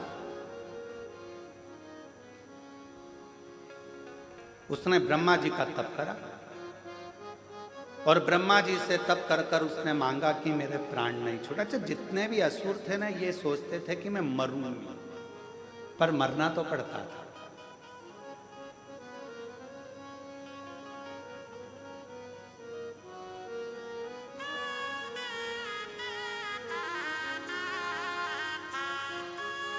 जो दवाई तुम खाते हो, जो टेबलेट तुम खाते हो, बीपी की हो, चाहे शुगर की हो, चाहे थायराइड की हो, चाहे आँख की हो, कमर की हो, घुटना की हो, वो दवाई भी एक दिन एक्सपायर हो जाती है। बोलो सही है कि गलत है? इसलिए लेने से पहले देखना पड़ता है एक्सपायर डेट।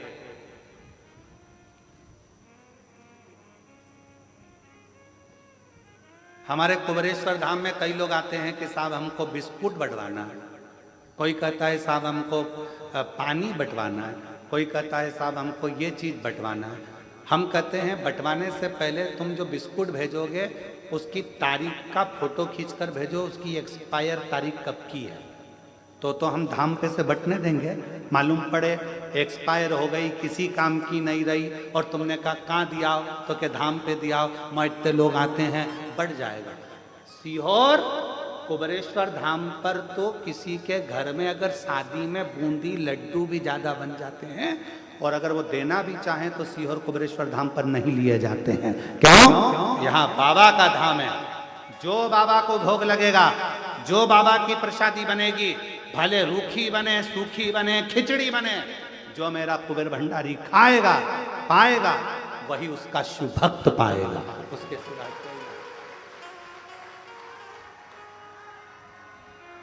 कुबेर भंडारी जो पाएगा वो पाएगा। तो हमारे यहाँ पहले एक्सपायर तारीख देखी जाती है। लाओ जरा बिस्कुट का पूरा लाओ, देखो इसमें तारीख क्या लिखी है। हमारे यहाँ विनय छोटे भाई वो पूरी एक्सपायर पहले देखे, लाओ जरा बिस्कुट लाओ, फिर एक्सपायर की तारीख निकालेगा। एक्सपायर ये खोखा बेकार हो गया, इसको भट्टी में डाल दो, चूल्हे में डाल दो, सब्जी बन रही है, चूल्हे के अंदर डाल, ये किसी काम का। दवाई एक्सपायर हो जाती है, एक दिन तुम्हें जीवित रखने वाली दवाई भी एक्सपायर हो जाती है। शिव महापुराण की कथा कहती है दवाई एक्सपायर हो उससे पहले उसको खा लो, और तुम एक्सपायर हो उससे पहले शिव नाम गा लो, इससे बढ़कर सुख नहीं। भजन करो, स्मरण करो, कीर्तन करो। एक दारूक नाम का असुर, एक दारूक था, एक दारूका था। दारूका नाम का असुर ब्रह्मा जी से वर मांगा, मैं मरूं ना, मेरे प्राण ना छूटे, मेरे प्राण ना छूटे, मैं मरूं ना। ब्रह्मा जी ने कहा ये तो नहीं हो सकता, देखो भाई मरना तो पड़ेगा, और मेरे जीजा जी और मेरी जीजी जी, मेरी जीजी और मेरे जीजाओं, मेरी बेटियों बेटाओं, मेरी माताओं, मेरे भाई, मेरी बहन, मेरे बांधव, ध्यान रखना शरीर मनुष्य का मिला है। कहते हैं इस मानव शरीर को पाने के लिए तो देवता भी तरसते हैं, और इतना अच्छा कीमती शरीर मिला है। इस कीमती शरीर में खूब मेहनत करो, और खूब मेहनत के साथ में, परिश्रम के साथ में, विश्वास रखकर शिव की आराधना करो। एक ना एक दिन भगवान तुम्हें मंजिल तक पहुंचा देगा। कीमती है मानव देह, और मानव देह अनमोल रे, माटी में ना रोल रे। अब तो मिला है फिर ना मिलेगा, कभी नहीं कभी नहीं कभी नहीं रे। मनुष्य जन्म अनमोल रे, माटी में ना मोल रे। अब तो मिला है फिर ना मिलेगा, कभी नहीं कभी नहीं कभी नहीं। ये मानव का शरीर मिला, बड़ा कीमती है, इसको समझो।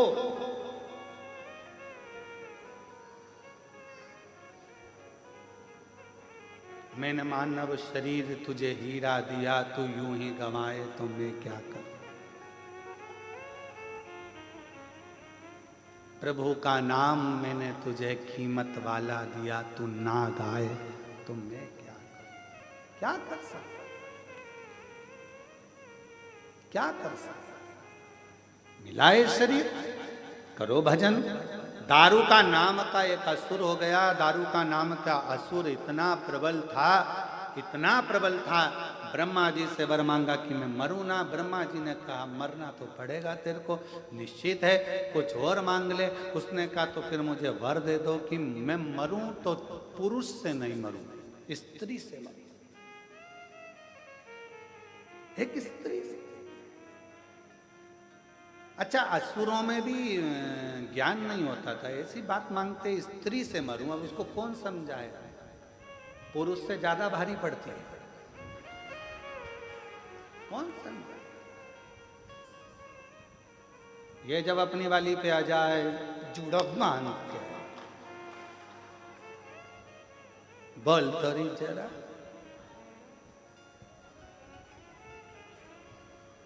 फिर बहुत। अब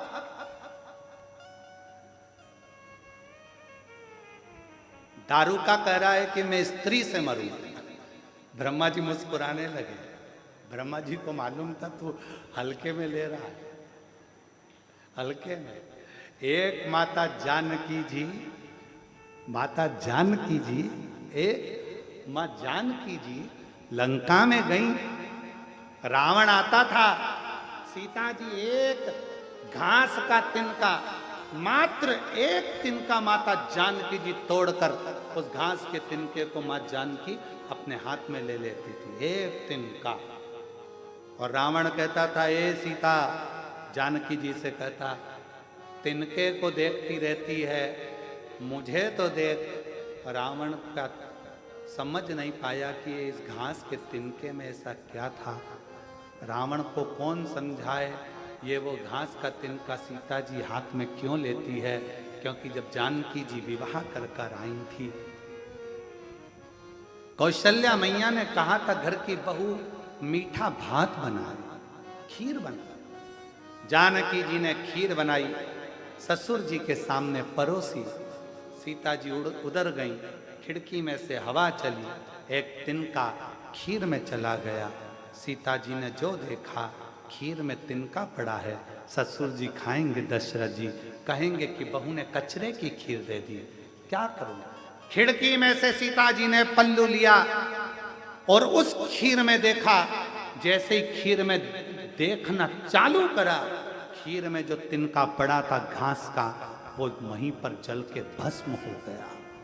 दशरथ जी ने देख लिया, सीता जी ने खीर में पड़े हुए तिनके को जलाकर भस्म कर दिया मात्र देखने से। दशरथ जी ने बहू की मुंह दिखाई का समय था, बेटी को क्या दूं, तूने मुझे मीठी खीर खिलाई है। बेटा, ससुर का फर्ज है, पहली बार अगर खीर खावे, मीठा भात खावे तो कुछ देना चाहिए।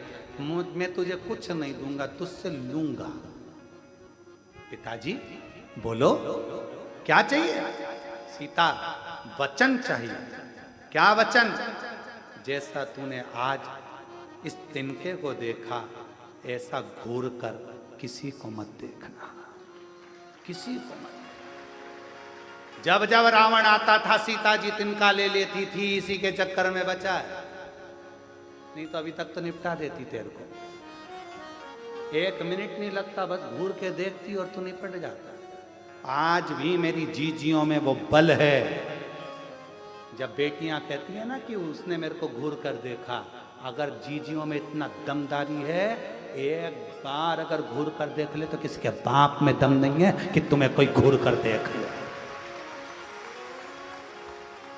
बस कोई घूर कर देखा और तूने दमदारी से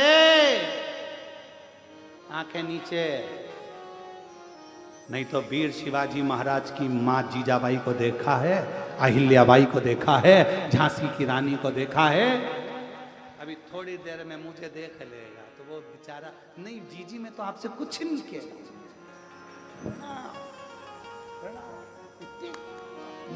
नेत्र में इतना बल है, देखो कथा दारू का कह रहा है कि मुझे वर दो, मैं स्त्री से मरूं, स्त्री से, नारी से। ओहो, ब्रह्मा जी मुस्कुराने लगे, तू हल्के में ले रहा, मैं स्त्री के हाथ से, ठीक है तथास्तु, दे दिया वर, तथास्तु। समय आया, बहुत उत्पात मचाया दारूका ने, इतना उत्पात मचाया कि देवता घबरा कर शिव जी के पास आ गए और भगवान शंकर तो समाधि में लीन थे। पुकारना, कर्पूर गौरम करुणावतारम संसार सारम भुजगेन्द्रहारम। ओम नमः शिवाय, ओम नमः शिवाय, ओम नमः शिवाय। कर्पूर गौरम करुणावतारम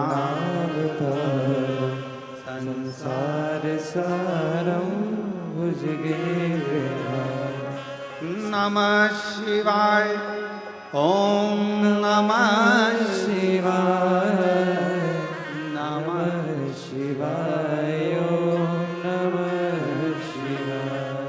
नमः शिवाय, ओम नमः शिवाय, नमः शिवाय, ओम नमः शिवाय। कर्पूर गौरम करुणावतारम संसार सारम भुजगेन्द्रहारम। नमः शिवाय, ओम नमः शिवाय, नमः शिवाय, ओम नमः शिवाय। जो शिव जी की आराधना करी, बाबा नेत्र खोल कर पूछे क्या बात है, क्या हो गया, क्या चाहते हो। देवता कहने लगे कि वो दारूका नाम का असुर परेशान कर रहा है और उसको मारने के लिए स्त्री चाहिए, नारी ही मार सकती है, बस इतनी सी बात। हाँ,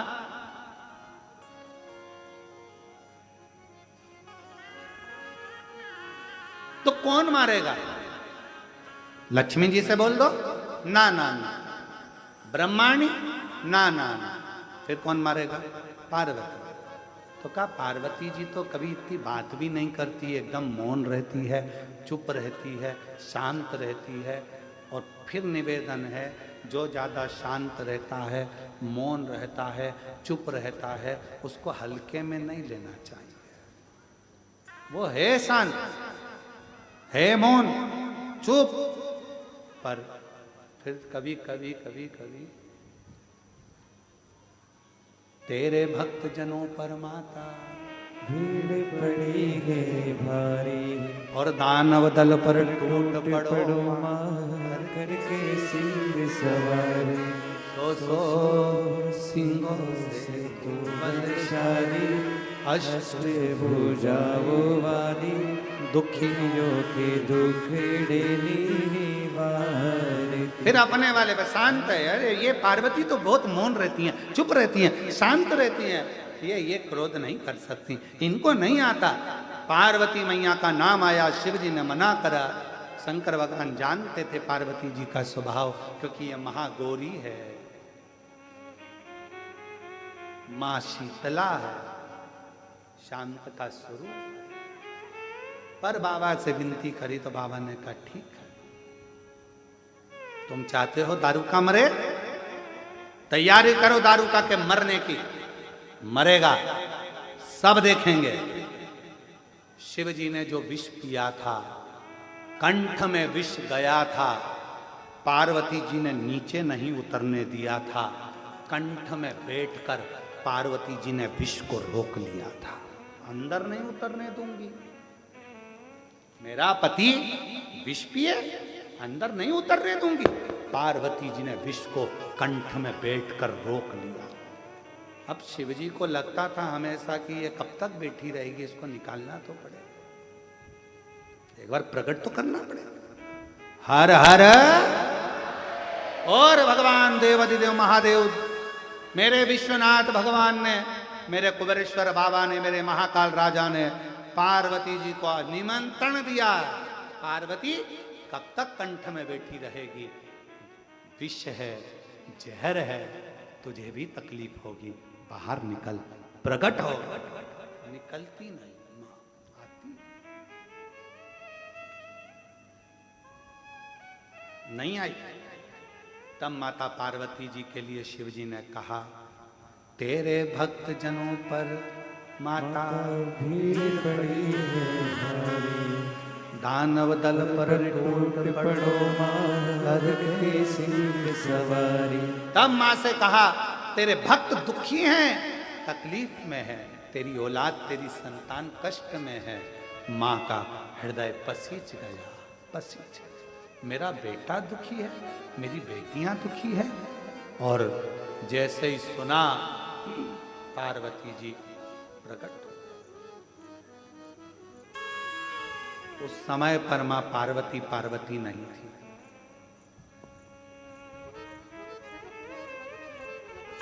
पार्वती माता नहीं थी। विष का तपन पार्वती जी के शरीर में समा गया था।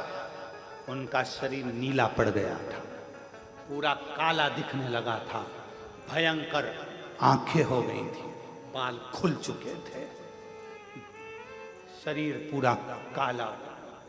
जैसे ही प्रकट हुई, शिवजी के मुख से निकल गया काली, कालका, महाकाली।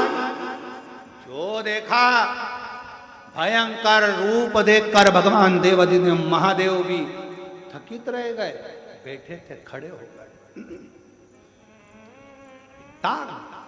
कालका का रूप, काली का रूप। पार्वती जी ने कालका बनकर, काली बनकर पूछा, बोलो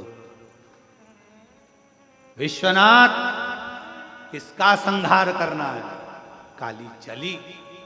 एक दारू का है, राक्षस, असुर है, परेशान, सबको कर मार दे। कालका गई।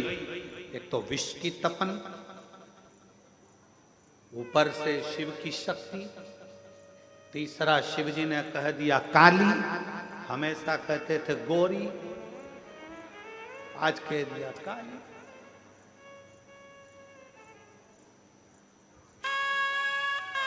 इसीलिए निवेदन है, पत्नी श्रृंगार करे ना तो पति को चाहिए कि उसके तैयार होते समय उसके कक्ष में बिल्कुल ना जाए। तू हो ले तैयार।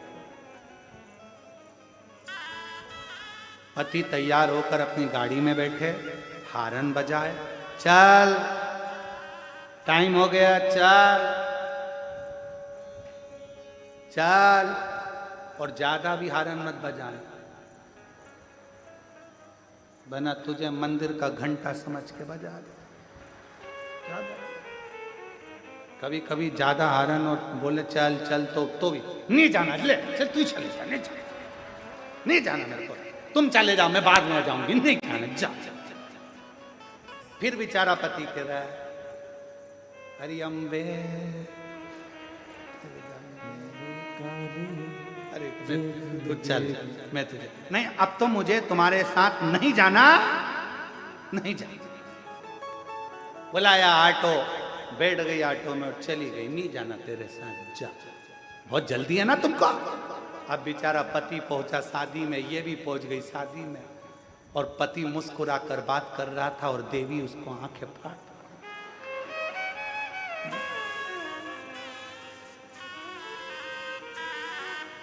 और अब आते समय पति ने पूछा भी नहीं कि चलेगी क्या, तो कहे तुम्हारे साथ चलूंगी। क्यों? क्योंकि उसको बदला लेना। अब गाड़ी में बैठ गई और बैठते से सब मालूम है मुझको, तुम्हारी अकल सब देखी ना, तुमको देख रही थी पूरी शादी में कि तब आंखें फाड़ फाड़ के देख रहे थे कितने हंस हंस के बात कर रहे थे, बस मेरे लिए ही तुम्हारा मुंह गेंदा फूल हो जाता, बाकी के सबके लिए गुलाब का फूल। बोलती बोलती बोलती बोलती कब नमक चुराया आ गया, बोलते बोलते कब अपना घर आ गया। मानो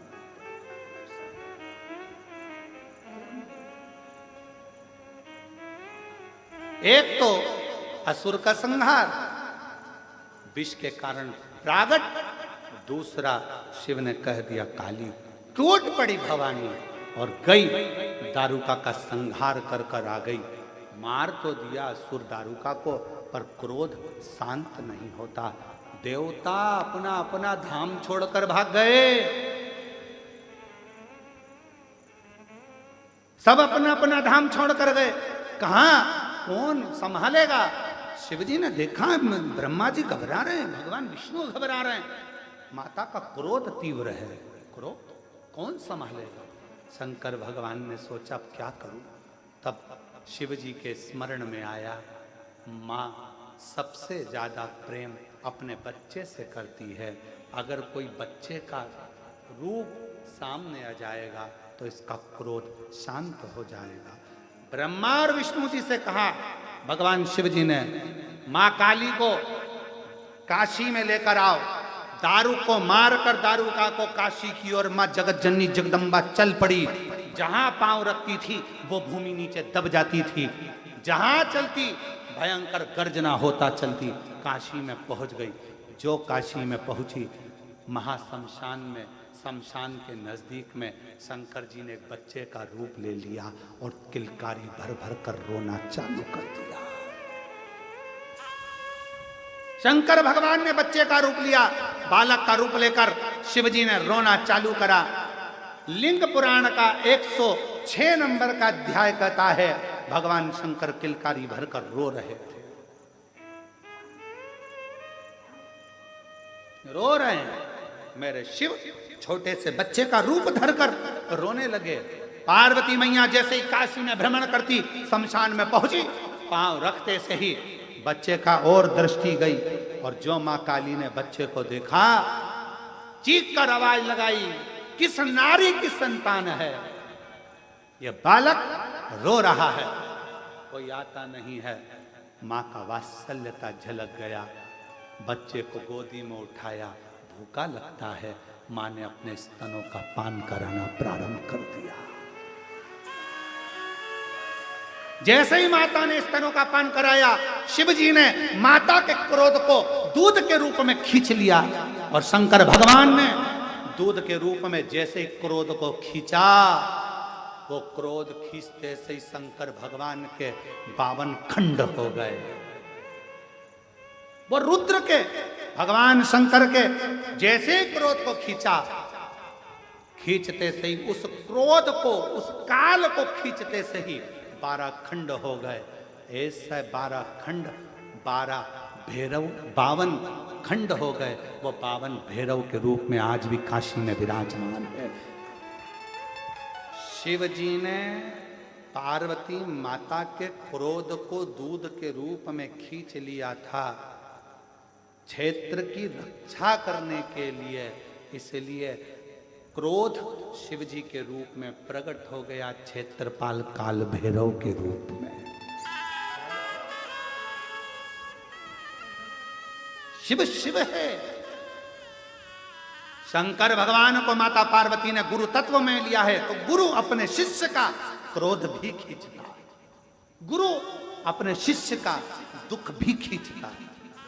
गुरु कहता नहीं है कि मैं तुम्हारे को क्या करूंगा क्या ना करूंगा, बस गुरु के सामने जाकर खड़े हो जाओ, हाथ जोड़ विनय कर लिया, प्रणाम कर लिया, गुरु की दृष्टि पड़ गई, बहुत है। बोलना भी नहीं कि मेरे को तकलीफ है, बस देख लिया उसने। देखता ही जब है, जब दुख को मिटाना होता, नहीं तो देखता ही नहीं है गुरु किसी को, देखेगा ही नहीं। कहीं कृपा की ना हो जो आदत तुम्हारी, तो सुनी ही रहती अदालत तुम्हारी। गरीबों के दिल में जगा तुम न पाते, तो किस दिल में होती इबादत तुम्हारी, तो किस दिल में होती इबादत तुम्हारी। एक हृदय से पुकारो।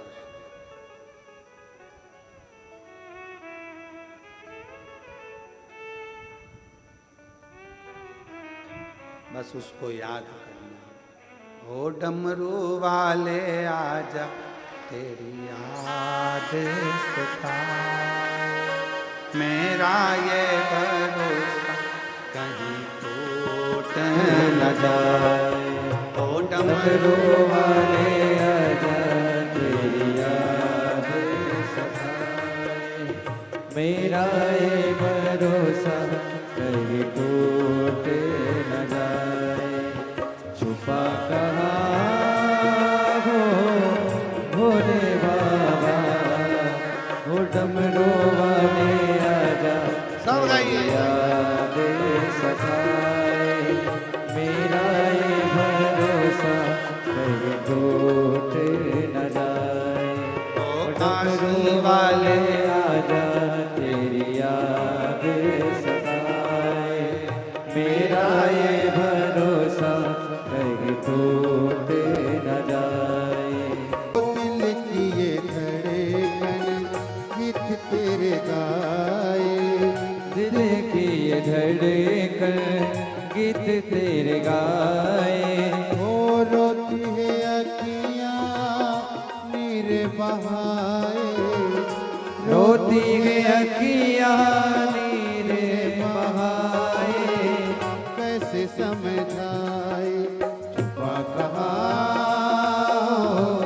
आजा भोले बाबा, डमरू वाले आजा, तेरी याद सताए, मेरा ये भरोसा कहीं टूट न जाए।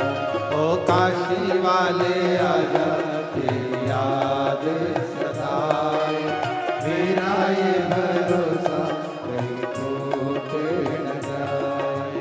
छुपा कहाँ हो भोले बाबा, ओ डमरू वाले आजा, तेरी याद सताए, मेरा ये भरोसा कहीं टूट न जाए। ओ डमरू वाले आजा, तेरी याद सताए, मेरा ये भरोसा कहीं टूट न जाए। समो काशी वाले आजा, तेरी याद सताए, मेरा ये भरोसा कहीं टूट न जाए।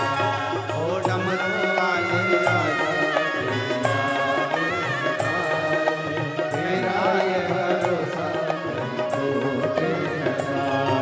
ओ डमरू वाले आजा, तेरी याद सताए, मेरा ये भरोसा कहीं टूट न जाए।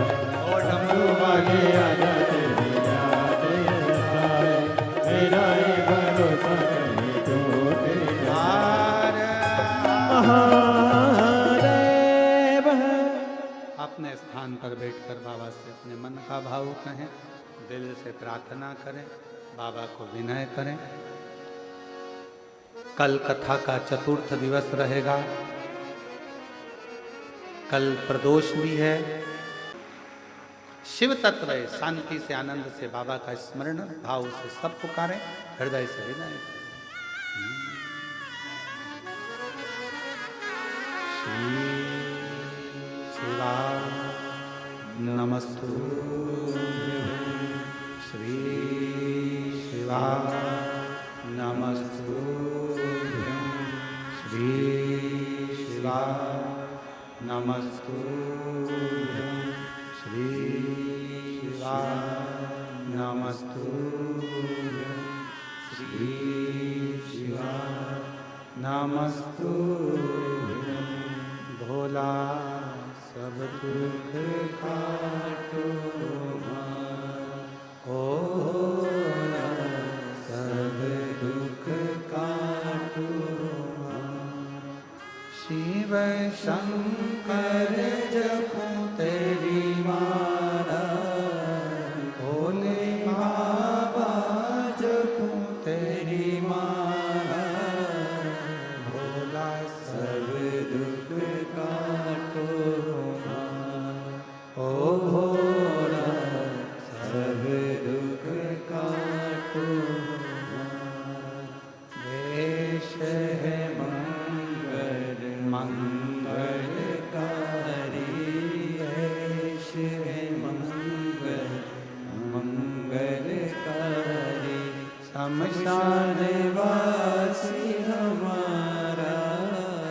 शमशान वासी हमारा होना, सब दुख काटो हमारा होना, सब दुख काटो हमारा।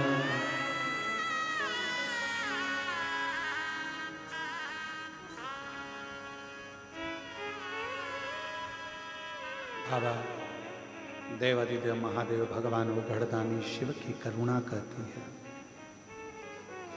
नियम नीति और नियत श्रेष्ठ हो तो जीवन श्रेष्ठ होता है। दारुका का संहार कर कर मां अम्बा जगदम्बा काली भद्र काली 52 भैरवों का प्रागट्य की कथा कर शिव महापुराण। आगे वर्णन आया,